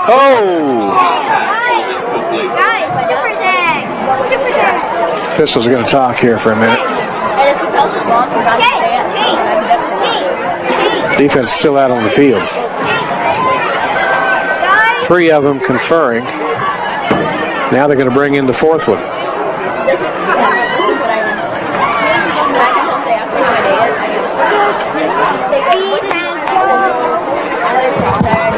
Penalty, pass interference on the Blue Jays. How do you call that 10 seconds after the play happened? All 4 of them had to talk about it. That's just, I'm going to stop. I don't understand that. So how is it that the play happens, the ball is 10 yards short of the receiver, there's no receiver in the area, and then you throw a flag after the play is completed and the whistle's already been blown? I don't understand that. I'm sorry. 1st and 10, 32-yard line for the Trojans. They move the chains on the far sideline. So we go again. Topeka High keeps the football. Penalty on the Blue Jays. 3 down linemen. They're going to rush right up the gut, and they're going to get about 3 to the 35, carrying the ball. Tylen Alejos. He's the workhorse for this Topeka High football team. 2nd down 7 coming up for the Trojans. Our defense might just be a little bit tired. They've been out there most of the second half. Yeah, but again, I'm not going to talk about it. So Blue Jays are just going to have to toughen up here, tighten up a little bit, do what they need to do. You ever wish you were a defensive player instead of a running back? I was a defensive player. My senior year, I played defense mostly. I liked playing safety. I played some outside linebacker too when I was a sophomore. You were. But my junior year, I moved to. Snap on the fumble on the snap. And the ball was laying down at 35. I believe the Trojans got back on it. The quarterback did. So my junior year, I switched to free safety halfway through the year. But you're right, Dewey. I started out as a halfback and played a halfback as a freshman and a sophomore, and then started to play as a sophomore, started to play a little more fullback, and then my junior year, I started playing some wingback. And so my senior year, I played halfback and wingback, a little bit of fullback, and then I played safety on defense. So they're going to put the ball down at the 35-yard line. 3rd down 7 coming up, and that's going to bring it into our 3rd quarter. 27-6, Junction City's got the lead. We'll be back right after this. Homefront Real Estate Group is your local real estate expert. Our partners have over 60 years of experience combined to ensure a fresh perspective on the ever-changing market, and we are here to serve this amazing community. Whether you catch us at a Blue Jay game or the grocery store, don't hesitate to talk business because we love what we do. Stop by our office at 720 South Caroline Avenue in Junction City or give us a call at 785-223-6030. Homefront Real Estate. We have the key to unlock your happy. A local favorite. The Gary Community Farmers Market is open for the season. Every Thursday from 4 to 7 p.m. May through October, you can shop the market for fresh, locally grown fruits and veggies, meat, honey, homemade crafts, and so much more. Use your SNAP EBT and Pandemic EBT benefits at the markets. Gary Community Farmers Market, Thursdays from 4 to 7 p.m. at 1025 South Washington in Junction City. Follow us on Facebook at Gary Community Farmers Market for all the latest info. We'll see you at the market. The Blue Jays on 107.9 FM and 1420 KJCK. 27-6, we go to the 4th quarter. The Trojans and the Blue Jays, Junction City on top, but on defense. 3rd down 8 coming up for Topeka High from their 35-yard line. Moving east to west, right to left. There's the snap. They're going to run it off the right side. Going to get 5. Going to get the first down. 10, 11, 12, 13 yards. That is a good running back, Tylen Alejos. To me, he's as good a back as we've seen. He's very tough, very solid, low center of gravity, lowers those pads when he needs to, runs with his knees. We talk about that. DJ Giddens is a guy that ran with his knees. Victor Brown was a guy that I got to play with that ran with his knees. Those are the kind of guys that they just keep their legs moving. And when you go down to tackle them, you might get a knee right in your face mask. And so that's Tylen Alejos. He's a good running back, good hard running back, and he doesn't stop. And he's gotten, I bet he's got 25 carries tonight. 1st and 10 for the Trojans, and we got movement on the line. This will cost Topeka High 5 yards. False start on the Trojans. They'll take it from the 48 back to the 43. Blue Jays subbing a lot of folks in and out of the ball game. Sean DeBleek comes to the sideline. Topeka High will spread 1 wide right, 2 in the backfield. BJ Kennedy, that big tight end's a foot off the line of scrimmage on the near side. Snap the football. Peyton Wheat, another running play up the gut. They're going to take it across the 45 to the 47 to the 48. It'll be a 5-yard gain for Tylen Alejos. Yep, he's running hard. And those Blue Jay linebackers are getting in there on him pretty quick when he's going up the middle, and Diego Eisen in there on the tackle that time again. And but so, you know, the Blue Jays tonight, Topeka High's had some success moving the football.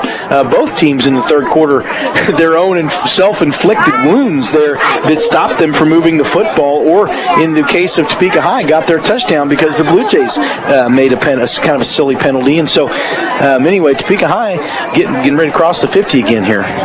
Here we go, second down for the Trojans. They're going to roll out to the near side. Wheat's going to throw deep down the left side. Ball's tipped and juggled and not pulled in by Elijah Williams. What that is outstanding defense. And Elijah Williams, 6-foot-tall kid. That goes to show you, though, what Donquay Williams does at 5'4". He was on him like a glove. And the ball was thrown to where the receiver, Williams, could get it. He got up and grabbed the ball, but on the way down, as he was bringing the ball down, you saw Donquay Williams had such tight coverage on him that he was able to get his hand on it and knock the ball away as he was trying to control the ball, bringing in for a catch. So great coverage right there by Donquay Williams. And the quarterback, we thought he had him beat, and Donquay was right there with him. That was a nice play. Here we go, third down 10. The offensive unit set, running Alejos off the right side, veers back up the middle, get into the secondary, first down rush. Finally, the Blue Jays stop forward progress at the Junction City 41-yard line. 10-10 to go in the game.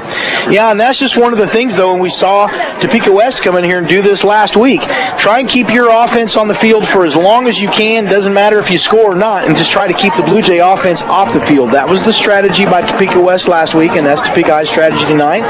And they're doing a good job of that. Coach Carlos Kelly, his offense has had some nice, long, sustained drives.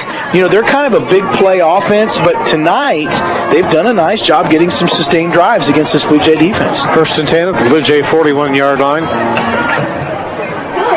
Snaps a weak, keeps it himself, throws it back to the running back, goes off the right end, and inside the 35, just right at the 35. Gain of 6, it'll be second down 4. You know, if they push it in one more time, this game gets interesting. Yeah, it does. Well, there's 9 minutes and 34 seconds left in the fourth quarter, though, and so you're right. I mean, it could if they keep the Blue Jays from scoring. But back to that play right there, they ran the zone read, and they ran that very, very well. And the Blue Jays have watched Tylen Alejos carry the ball so much that then they covered him, and the quarterback kept it that time on the zone read and was able to get some yardage.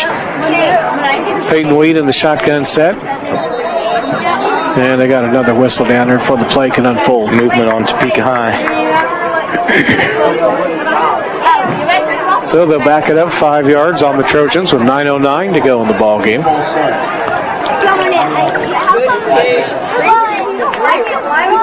Second down 9. Ball's on the 40-yard line. So Topeka High will re-huddle. Blue Jay defense pretty calm right now. Not a lot of emotion in the second half, almost like the teams are flat. Well, it's Thursday night. Again, I know I don't want to keep hitting on that. Topeka High is used to playing on Thursday night. Those Topeka 501 schools are. Blue Jays not.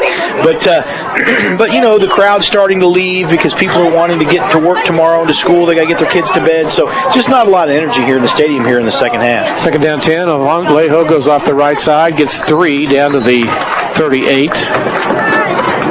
Third down coming up. I don't think the ball game's over yet. I think Topeka High's got a chance here. Blue Jays dominated the first half, led 27-0. Next Friday night, a week from tomorrow, we'll be in Emporia where the Blue Jays play the Spartans. 2 weeks from tomorrow, final regular season home game here against Highland Park. Third down coming up for the Trojans. Wheat takes the snap, rolls out to the near side under heavy pressure, has to unload the football, and it is caught by Alejo. He's got a first down, believe it or not, up the far side and bumped out of bounds inside the Blue Jay 20 at the 18-yard line. He single-handedly is keeping Topeka in this game. Yeah, so they had him in the grasp, and he was going to go down, and he just it was ill-advised, actually. Most coaches would tell you, but Alejos was open over there, and they had another guy next to him, and Wheat was able to toss the ball over there, and they got yardage, and so now the first down inside the 20. Sean DeBleek comes in on defense for the Junction City Blue Jays. Topeka High trying to put their second touchdown on the board here in the second half. Blue Jays haven't scored in the second half. We approach 8 minutes to play in the ball game. Alejo off the right side, and he goes to the 15 for a gain of 4 on first down. It's amazing to me how many carries he can go and still play on defense. Yeah, and he does, but he's well conditioned at this point in the season. Where we at game 6, he's been doing it all year, Dewey, and a tough kid, strong kid. He's quick, he's agile, reads blocks well. He's got good vision. We haven't talked much about his vision tonight. And this offensive line, again, Topeka High, a much better football team than we saw in week 1. And the Blue Jay defense has been on the field, and that's the bad thing. The Blue Jays defense has been on the field for the majority of the game the last 4 or 5 games. And sooner or later, that starts to drag on your defense a little bit. Second down 8 coming up for the Trojans. Low snap picked up by Wheat, rolls to the left, and a hit and sacked. Big defensive play for Junction City back at the 27. Jalen Holloway. Wow. I'll tell you what, I've been trying to decide who might be the player of the game, and that right there, big sack by Jalen Holloway. You know, he and Rudy Vargas both on defense tonight. Of course, Rudy also blocked the extra point, but this may be, and I've got a kid on offense too I want to mention, this might be a 2-player player of the game tonight, possibly. This is a couple of guys from Blue Jays really done a nice job, but that was a great play right there. Jalen Holloway has been all over the field tonight. Here we go, third down. We'll call it 17 for the Trojans. They're going to the running back again, Alejo down the right end, and not a lot of room for him. He got it inside the 25 to the 21. Gain 6, but still 12 yards shy of the first down. 6:18 to go, the clock ticking down. 3rd and 12. Topeka High's got to go for it here on 4th down. They've used that rollout with Wheat a little bit. They've used that rollout here a little bit with the quarterback. They corrected it. It was 3rd and 17 on the scoreboard. No, it's 4th and 11. So they will go for it here. And, you know, this might be one of those deals where they decide to run that quarterback draw where he kind of steps back and he's gone mostly to the left. We probably won't see him run it to Keegan McConnell's side on the short side of the field. Quarterback sets his offense. There's a snap, deep drop in the pocket, flush to the left, stops, wants to heave it toward the end zone, and it's way over the top, out of bounds, incomplete. And the Blue Jays have held on defense deep in their territory for the second time in the second half. They have been out there forever. They have, and that was another great play. The Blue Jays secondary not only had that covered well, but they blitzed Jalen Holloway that time, and that's part of the reason why he's kind of been all over the place. They've chose to blitz him instead of McConnell tonight, so they're blitzing from the back side of the quarterback instead of the front side, so he won't see him coming, and right there, a lot of pressure forced him to throw the ball deeper than he wanted to, and so the Blue Jays were able to get the ball back. Xavion takes the snap on first down, pitches wide right, trying to run around the end of TJ, turns it upfield, but it gets ridden down pretty hard, and they'll call him out of bounds at about the 22-yard line. And he's down on the turf. Yeah, the crowd thought that was a little bit late. Oh, and we see the trainers hustling over. I hope they're not calling for...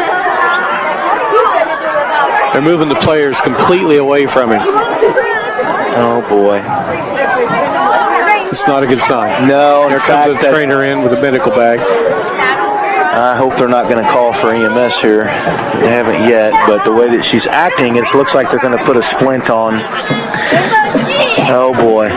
Dr. Jenkins is over there.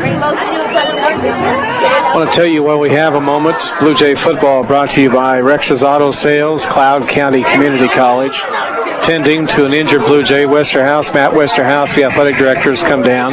Yeah, and they are calling the ambulance. That's an orthopedic injury. We're going to lose TJ now. That's unfortunate. We've had so many injuries, and gosh, the way they responded, you knew that wasn't going to be good. And the way that he came down, and he was drugged down out of bounds, and you could see the official start to grab his flag like maybe it was late, but it was the way he yanked him down, you could tell he yanked him off his feet, and that's unfortunate because it looks like TJ's going to have a pretty serious injury here. Coaches, trainers, athletic directors, administrators, and they're calling for help. Yeah, EMS is coming over, so they've got plenty of help down there. They've got Dr. Jenkins is down there. They've got a trainer that knows what she's doing. They went directly for the splints, and so they're going to immobilize him. And then now here comes the fire department. They'll bring on one of their medics, and they'll have their stuff too, and then they'll bring the ambulance over there, whether they'll bring the ambulance inside on the track or not, but what they will do is get that caught out, and then they'll be able to transform. But that's unfortunate, so oh man, you hate to see that, especially with the great season that TJ has had. He's been such a big part of this offense, and the kids are all knelt down. You can tell they're bothered by this, and so it probably was a pretty serious injury. TJ Jones was the ball carrier. We are going to take a break here for 30 seconds, and we'll be back right after this.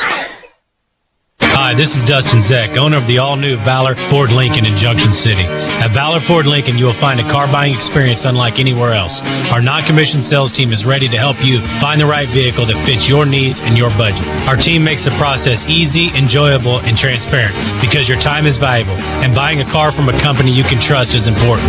Shop our inventory online at valorford.com or see us off exit 295 on I-70 in Junction City. Driven by integrity, we are Valor Automotive. Some of the players talking with TJ Jones, trying to wish him well as he's down, being treated by coaches and medical personnel.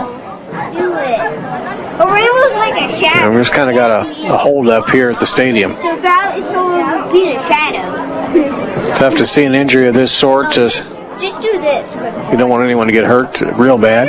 We hope it's not too bad. We're just going to have to wait and see. Well, I can tell you by the way they reacted and quickly went to the splints, it's not going to be good. We hopefully, like you said, we really hope maybe it looked worse than it really is, but I'm going to guess that it probably was.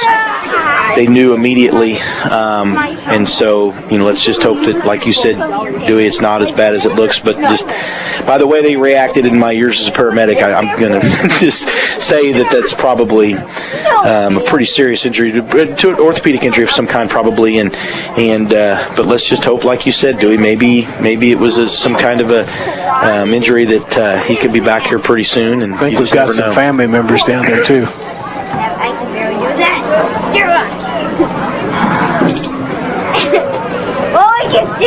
Well, down below you've got some of the coaches heading back toward the Blue Jay players. And we've had quite a hold up, and everybody just kind of hoping for the best. They look ugly. I said hi. Oh, they're blue. Your fingers. You had to respond to a lot of these kind of things, didn't you, Brian? Yeah, and that's what you do. The Junction City Fire Department with their ambulance down there, they're bringing their cot out now, their medics. And you see different kinds of injuries and a lot of medical emergencies as far as respiratory and whatnot. And it's a great career. I enjoyed being a paramedic. A lot of training, and you're trained to help people, and that's why, these firefighters and medics and Dr. Jenkins, of course, down there, the trainer, medically trained personnel, you do what you can to help people when it's needed. You don't want it to happen. You don't ever want to see anybody get hurt, but when they do, it's good to know that there are trained people who are good at their job, and a lot of good people at the Junction City Fire Department, good paramedics that I had an opportunity to work with, good EMTs, and just all around good people that are well trained and do their job well, and they're coming out to be able to do their job right now and help an injured Blue Jay player. Dr. Jenkins also, before he was a physician, was actually an EMT at the Junction City Fire Department too. Oh, okay. I didn't know that. Yeah, he was. That's what he did before he went to medical school, and so he worked as an EMT. When it was across the street and was the ambulance bar, it was basically EMS, and then when they merged with the fire department, and so he worked as an EMT here before he went to medical school. Yeah, they're getting the stretcher ready here. I'm sure we'll get a nice round of applause here at the stadium. Topeka High players are over on the far side of the field, some of them down on their knee, most of them, in fact, as they watch this, and the Blue Jays are too.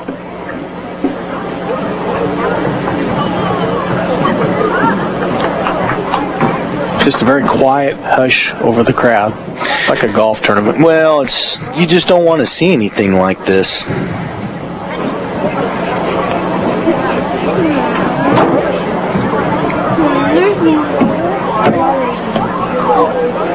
Clearly immobilizing him because they're not allowing him to move.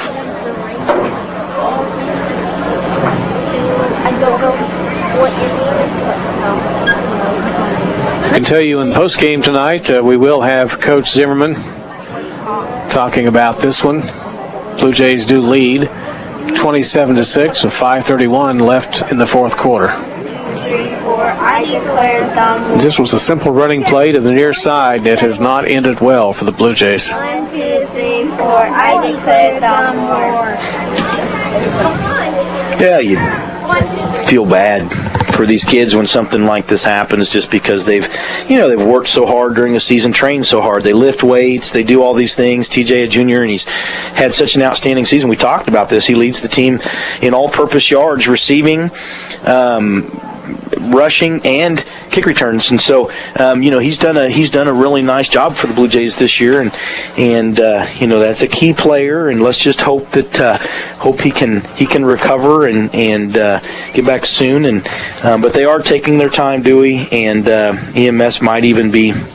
There's so many things that they could be doing right now to help him and to make him more comfortable and make sure that they get him secured properly, make sure that there's no further damage done if it is some type of an orthopedic injury, and so they'll get him immobilized, they'll immobilize a limb or whatever it is, and make sure that they get him comfortable, and then they'll get him on the cot and transport him, and then he'll get the care that he needs. Ambulance standing by at all football games at all high schools are always on call here. You hope you don't need them, but sometimes you do. Looks like they're getting things ready to put him on the stretcher facility, undoing all the straps. The key is to have him completely immobilized when you lift him up. Some of the students now starting to cheer for him. TJ, a popular kid, rightfully so. He's a good kid. He's always got a smile on his face. He works hard, and of course, a key player in this Blue Jay offense. But let's just hope that maybe it looks worse than it is, and it's something that he can bounce back from fairly quickly.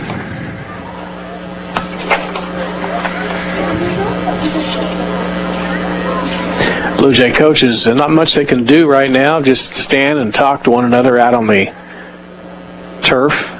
Athletic Director Matt Westchest down there looking in on the cluster of folks who are gathered around TJ.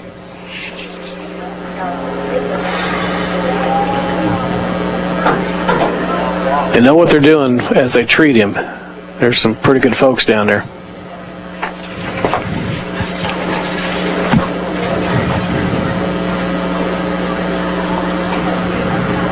I don't know if you can describe it better than I can for your knowledge. Well, no, they're just so. I think what's probably happened now, they've got an IV going, and so probably going to get him some pain medication. I'm pretty sure at this point it's an orthopedic injury, but they had the splints, and then they've decided that they would go ahead and readjust some splints, and so they're changing the way that the looks like the leg is immobilized, and then they're going to try and get him comfortable.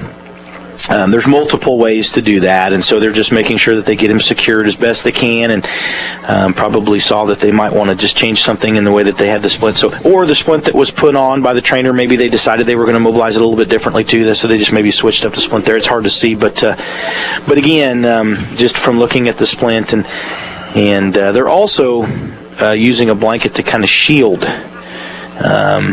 the injury from people so they don't see. That's part of what they're doing right there, and so now they got the blanket out of the way, and probably have him immobilized, and they'll get him moved. Moving the stretcher over towards him now, pulling it up to him. Yeah, no, they're using the blanket to block give him some privacy, and rightfully so. That's the appropriate thing to do. They're having the police officer. They're lifting him now. Yeah.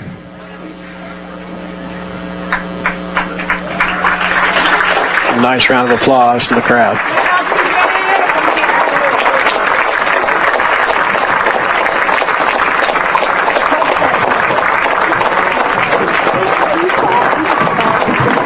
Coach Zimmerman talking with him after he was moved. Standing right there with him. Okay, we're doing no more. Busy strapping him down onto the stretcher. And they'll head right to Geary Community Hospital.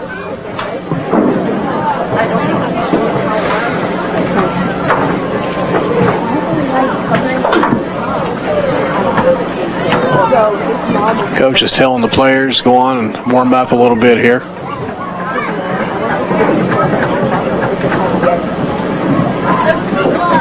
Somebody gonna die.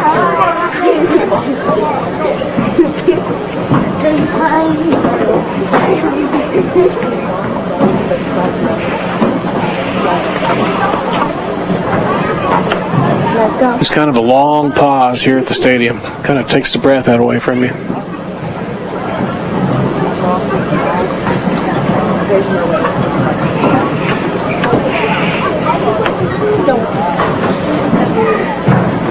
Saw one of these injuries once before to a Blue Jay running back many years ago, William Singletary.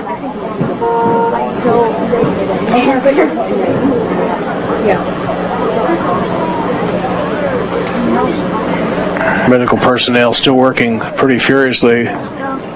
He is conscious. You can see him talking, moving his head. Hopefully the pain medication's working.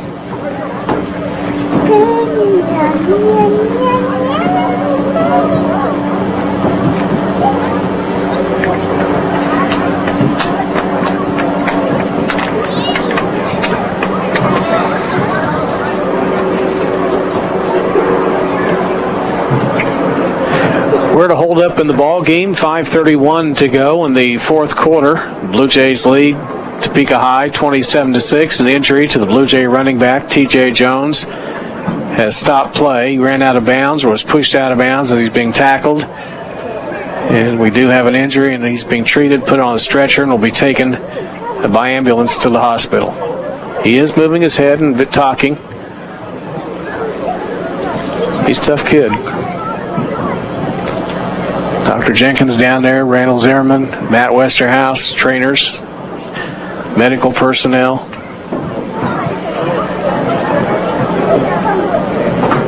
Now I think they're just about done with their work. They're lifting him up.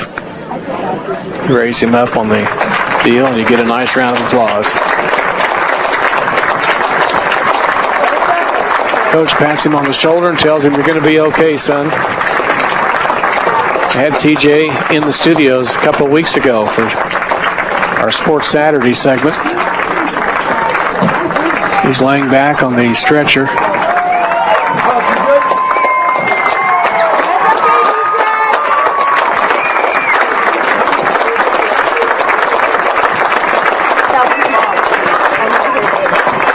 I want to tell you, Blue Jay football brought to you by Dell Motors, Junction City, Abstract, and Title.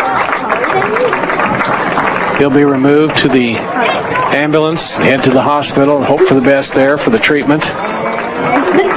That had to be just an immediate injury. Everybody immediately knew, and they headed right to him. Yeah, no, I mean, that's why I say it was fairly obvious, and it's unfortunate, but hopefully he's going to be okay. Say a prayer for TJ, and hopefully he can heal up and get back soon. But no, it was just a reaction thing, and that's football. Football's a tough sport, and it can happen in basketball, baseball, wrestling. I mean, contact sports, and so it's part of the game. It's unfortunate. They're going to give some team. They're going to talk. Coach Zimmerman's going to talk to the team real quick in the corner of the end zone and give them an opportunity to gather themselves and get back down there and finish the football game.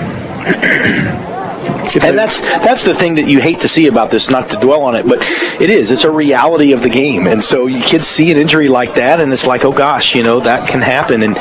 But everybody that puts on the helmet knows that that's part of it. And you and I've talked about this. My last time I broke an ankle. Last time I was on a football field, I broke my ankle, and so I ended up getting one of those ambulance rides to the hospital. So it can happen, and it's just a reminder of what can happen. And so, but again, Blue Jays will get out there and got to finish the game here.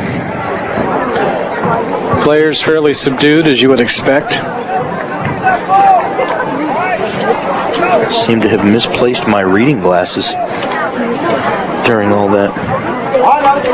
They're not in there. Are they on your face? Nope. They're there. They were close. Second down and 9 coming up for the Trojans. For the Blue Jays.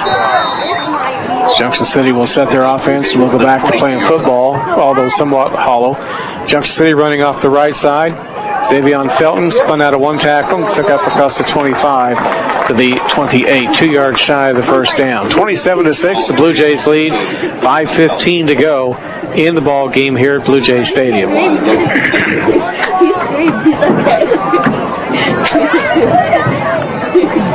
Junction City will send in the play from Coach Randall Zimmerman. Randall Banks in the backfield for the Blue Jays. Junction City sets the offense. Snap to Xavier, rushing around the left side, spins to the right, close to the first down, but didn't get it. Back to the 28 again. He'll be shy, about 1.5 yards. 4:40 to go. Long break there where they treated the injury to T.J. Jones. Blue Jays in no hurry. They can run that clock down. They're looking at 4th down at about 2, and they appear to be going for it. TJ is their punter. Trying to get Topeka High to jump, and they're not doing it. They've got several kids that can punt. Waiting on to see if they can run as much clock down as possible, and that's what they're really doing. 4:14 to go. There's a snap. Xavier's going to run it on 4th down, and he's got pretty close to that first down marker. Just depends on the spot. They're right at the 30. Yeah, he got it, according to the spot anyway. And they're going to give him the first down. That was a little gamble right there. Well, and I think they just want to hold on to the ball, not even worried about, scoring here. Just, let's control the clock here, win the ball game, and get out of here after something like that you unfortunately had to see. So again, they set 2 receivers wide left. They're going to run it. Randall Banks, the ball carrier, for 1 yard.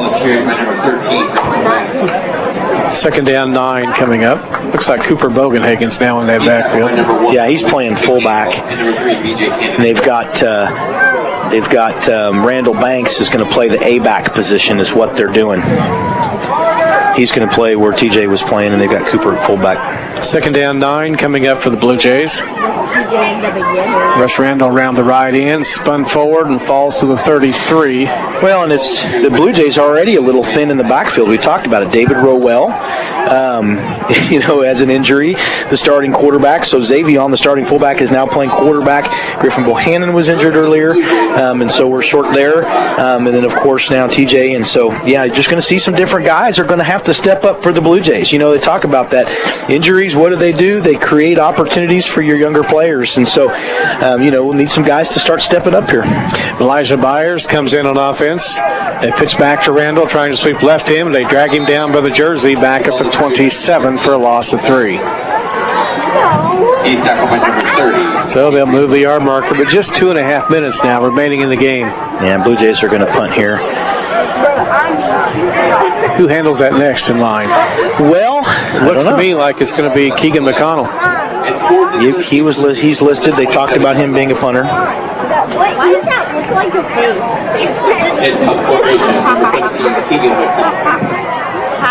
What is it? Gets the snap, gets the kick away, got knocked down, and there'll be a penalty on Topeka High. Roughing the kicker. They came on the hard rush that time and didn't stop. The question is, though, and the officials will get together and talk about this, if they touched the football, if they actually got a hand on the football, is it a penalty? So they're going to discuss this and see. It looked like they might have gotten a hand on the ball. What? Call an illegal procedure, Junction City. Blue Jays will back it up. That's just a case of new folks in the ballgame. 2 minutes, 8 seconds to go. We'll do it again. Keegan standing back at the 10. There's a snap. Gets it away. May have been touched. It was blocked. And it goes out of bounds in Junction City territory. The crowd's mad because they thought he hit him 38-yard line. Well, twice they bumped into him and no call there, but that's okay. Their crowd's pretty fired up. Topeka High gets it. 2 minutes, 3 seconds to go. The Blue Jay 38 trailing Junction City 27-6. What people don't realize is if you touch the ball then and you run into the kicker, then that's usually, if it's blocked, then it's not a penalty. It's usually bad news for the kicker. He got blocked, he got knocked to the turf. First and 10, Topeka High, Junction City 38-yard line. They're going to be pretty tough to rally from 21 down, but they could put one in the end zone here. Yeah, but the Blue Jays, you can just tell they're just worried about TJ. They're down. That really kind of changed things for them, and so the Blue Jay defense needs to get fired up here, use it as motivation. Run off the right side, goes inside the 35, down to the 32-yard line. Clock still running, minute 50 to go.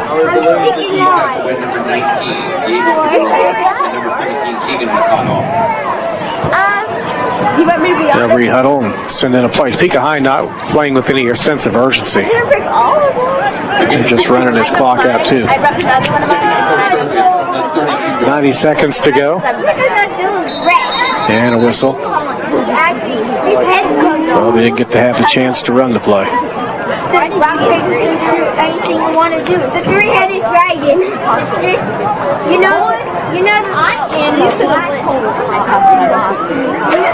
Mark the football down at the 32-yard line.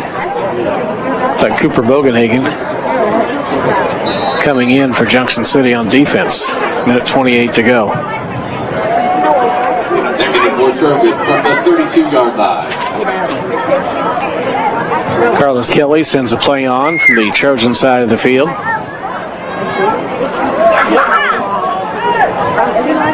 Second down, and we'll call it 4 for Topeka High. 1:10 to go in the ball game. Back to throw. Wheat rolls out right under pressure, lobs it up the field, and picked off. And returned down the far sideline for the Blue Jays. This could go the distance, but not quite. Yeah, it will. Keegan McConnell and the Blue Jays get the interception. They return it down the far side for a touchdown. Keegan McConnell stepped in and he jumped the route, did a great job, and then went down the sideline. Blue Jays, we talked about this, Oski or whatever you call, and then you turn into blockers, and it was blocked. He went down the sideline, and Keegan took off and was able to get the touchdown. At one point, it looked like he was stopped, and he just kept going, was able to get the score for the Blue Jays. That makes the score 33-6 in favor of Junction City. 57 seconds to go. Bro, you guys need to keep it down.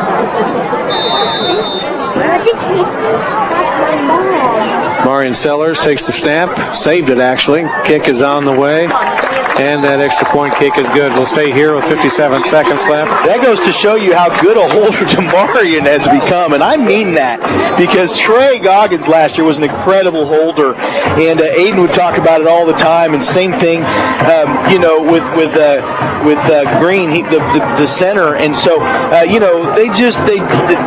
it's something that you have to work on. And the beginning of the year with some of the snap issues, Demarion just got to where he's so good, and right there you mentioned the snap kind of bounced. He got it on the tee for him, and we're able to get the extra point there. But everything has to go right, and Demarion, just give him credit, he has really, really gotten good at holding.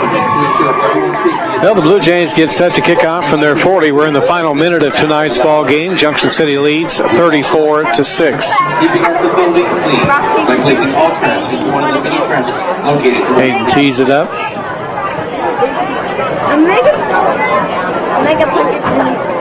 Kicking off for the Blue Jays, number 42, Hayden Field looks over, takes his steps, and gets in position. Isaiah Kincaid, and number 7, Tyler Alego. There it goes. They kind of squib it down the field. The Trojans fall on it at the 32. Adrian Hill recovered it, a 5'9", 185-pound junior. So Topeka High takes over with 56 seconds to go. A week from tomorrow, we go to Emporia to play the Spartans. And the following week, Highland Park comes here, and then it's time for postseason playoffs. I would think Junction City, Brian, probably a prime candidate for a home playoff game. Yeah, no, I'm pretty sure they will. It's just unfortunately now, let's hope that the injury to TJ maybe isn't season-ending, because that's a huge blow to this Blue Jay offense. It really, really is. You know, there's a guy that is your leading punt returner. He's your punter. He's your has the most receptions. He has the most yards rushing, and so that's a key injury right there for the Blue Jays. And so, you know, does that affect the team going down the road? Somebody's going to have to step up and take his place. Rushing play going off around the right end. It's going to go for about 6, 7, 8 yards carrying the football. Tylen Alejos. He's been the man for Topeka High tonight. And the clock now showing 40 seconds and ticking down. Coming up after the ball game, we'll announce our Cardinal Insurance Player of the Game. Post-game show was sponsored by Valor Automotive. Now, best wishes for TJ, and who's the guy going to be that's going to play next week? That maybe you know, hopefully for TJ, maybe it's not as bad as it looks, and he'll be back here pretty quick. Rushing play again. Leho up the middle, gets to the 45 for a first down. That'll stop the clock with 11 seconds to go. We don't have our statistician like we've had some in the past, but I'd like to know how many times that Tylen Lejos has carried the ball tonight. He's got to have 25, 30 carries, maybe more. And he's just tough. The kid just keeps on running the football. Very impressed with him, and also impressed with Wheat for Topeka High. And we get a whistle before the next play can go. They gave it to Alejo, and this one will be against the Trojans. No time showing on the clock. And I think they're just going to let the game come to an end. They blew the whistle on a play. And that's what they're going to do. This game is over. Final score, Junction City 34, Topeka High 6. We'll be back to start the Valor Automotive postgame right after this. Baby boomers, are you fit for everyday life? Whatever you dream of doing, it will require functional abilities. My name is Jimmy Parker, and my passion is working with senior adults to build strength, endurance, flexibility, and functional fitness. I teach yoga, strength training, and even offer one-on-one sessions. I know the importance of staying healthy and safe in these times, so I take extra precautions to ensure safety for all. Classes are socially distanced, and I always have your best interest in mind. Call or text Jimmy Parker Fitness to set up your free consultation at 375-6649. Homefront Real Estate Group is your local real estate expert. Our partners have over 60 years of experience combined to ensure a fresh perspective on the ever-changing market, and we are here to serve this amazing community. Whether you catch us at a Blue Jay game or the grocery store, don't hesitate to talk business because we love what we do. Stop by our office at 720 South Caroline Avenue in Junction City or give us a call at 785-223-6030. Homefront Real Estate. We have the key to unlock your happy. We'll show you more, we'll save you more. Manhattan Appliance and Sleep Source. Manhattan Appliance and Sleep Source is your #1 place to shop for all your appliance and mattress needs. We have the area's largest inventory, all with our nobody beats our price guarantee and free delivery. We have all your major appliance brands in stock like Whirlpool, KitchenAid, Maytag, GE, Samsung, LG, Wolf, and Sub-Zero, along with Serta and Tempur-Pedic mattresses. Come in and see us today at Manhattan Appliance and Sleep Source. The Blue Jays play here, 107.9 FM and 1420 KJCK. The Blue Jays are in action again. And welcome back to the Central National Bank Press Box, the Valor Automotive postgame show. Junction City defeating Topeka High tonight by a score of 34-6, and players all heading down toward the far end of the field. And Brian, it's kind of going to be a somber postgame. Well, yeah, but I mean, we don't know. Let's hope that maybe it looked a lot worse than it was, and you know, there's some other guys that can step up. But the players went over like they always do, and they got in front of the band where they played the school fight song, and the players raised their helmets and cheered, and so it'll be okay. You know, I'm sure they're all worried about TJ, but we don't really know for sure exactly what's going on, and so let's hope that maybe it's not as bad as it looks. But you know, you just never know. But, the Blue Jays tonight, they did some good things in this game. The second half, there just wasn't much energy. And part of that, it's just interesting. It just was kind of a strange game, really. Just in the way that the whole game was going. Topeka High coming out late, walking out really late, not in a hurry to get out onto the field, and they just kind of did a little meeting there in the corner of the end zone and then kind of worked their way over to the field and then kind of said, well, we'll get out there. So the game started late. Blue Jays came out fired up. Military night. It was really cool, thanking the people that serve our country, and so that was pretty awesome. And had some demonstrations. They fired a cannon. You had the MP dog, give his demonstration out on the field about how he went and got the perpetrator, the bad guy there. And so some neat things. But really, after that happened, the second half, it just kind of, like you said, Dewey, there just wasn't a lot of energy. People started to go because it's a Thursday night. Kids have school tomorrow, and people have to work tomorrow. There's still a fair amount of people here, but you saw people go, and really just not a real exciting second half of football. And so, a lot of mistakes by both teams, and you could just kind of tell that, like you said, Dewey, it kind of fizzled there in the second half. It's just kind of it's Thursday night, and Topeka High used to play on Thursday night. Blue Jays aren't, and we think possibly, and we've asked Coach Zimmerman. I talked to some different people in town, some people that played here in the 70s. Nobody recalls ever having a Thursday night home game here at Junction City High School, so we think that may have been the first one. And we know it's the first Thursday night game at Blue Jay Stadium anyway. Yeah, we don't know for sure on that first Thursday. It could be. Yeah, we think it possibly could be, though. But there's probably some people from back, and we'll have to ask Lonnie Clark if he ever played on a Thursday night, because he played I think in the 60s, and so but there's some people we can ask, but I don't recall there ever being one, at least since I've been coming to the games and played and been calling the games with you, and so anyway, we don't know, but then again, like I said, you're right, it was just kind of a strange night, and then we have an injury to one of our players there with 5 minutes left or whatever, and it just kind of cast a shadow over the rest of the game. And so let's just hope that he's okay, and let's talk about football and the Blue Jays next week. We go to Emporia. I got to say this, Emporia's down this year. They've got one win, barely beat Highland Park.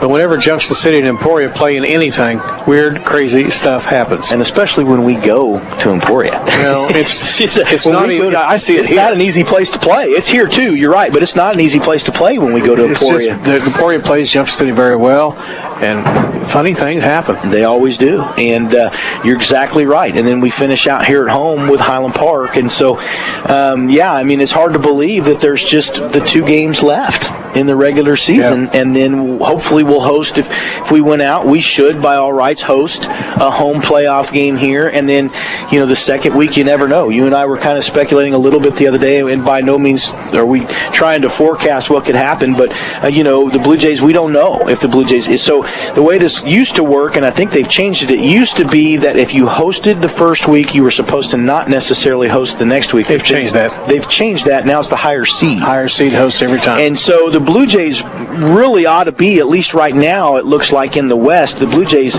could very well be like a 4 seed maybe, or a 5 seed. And so, they could probably have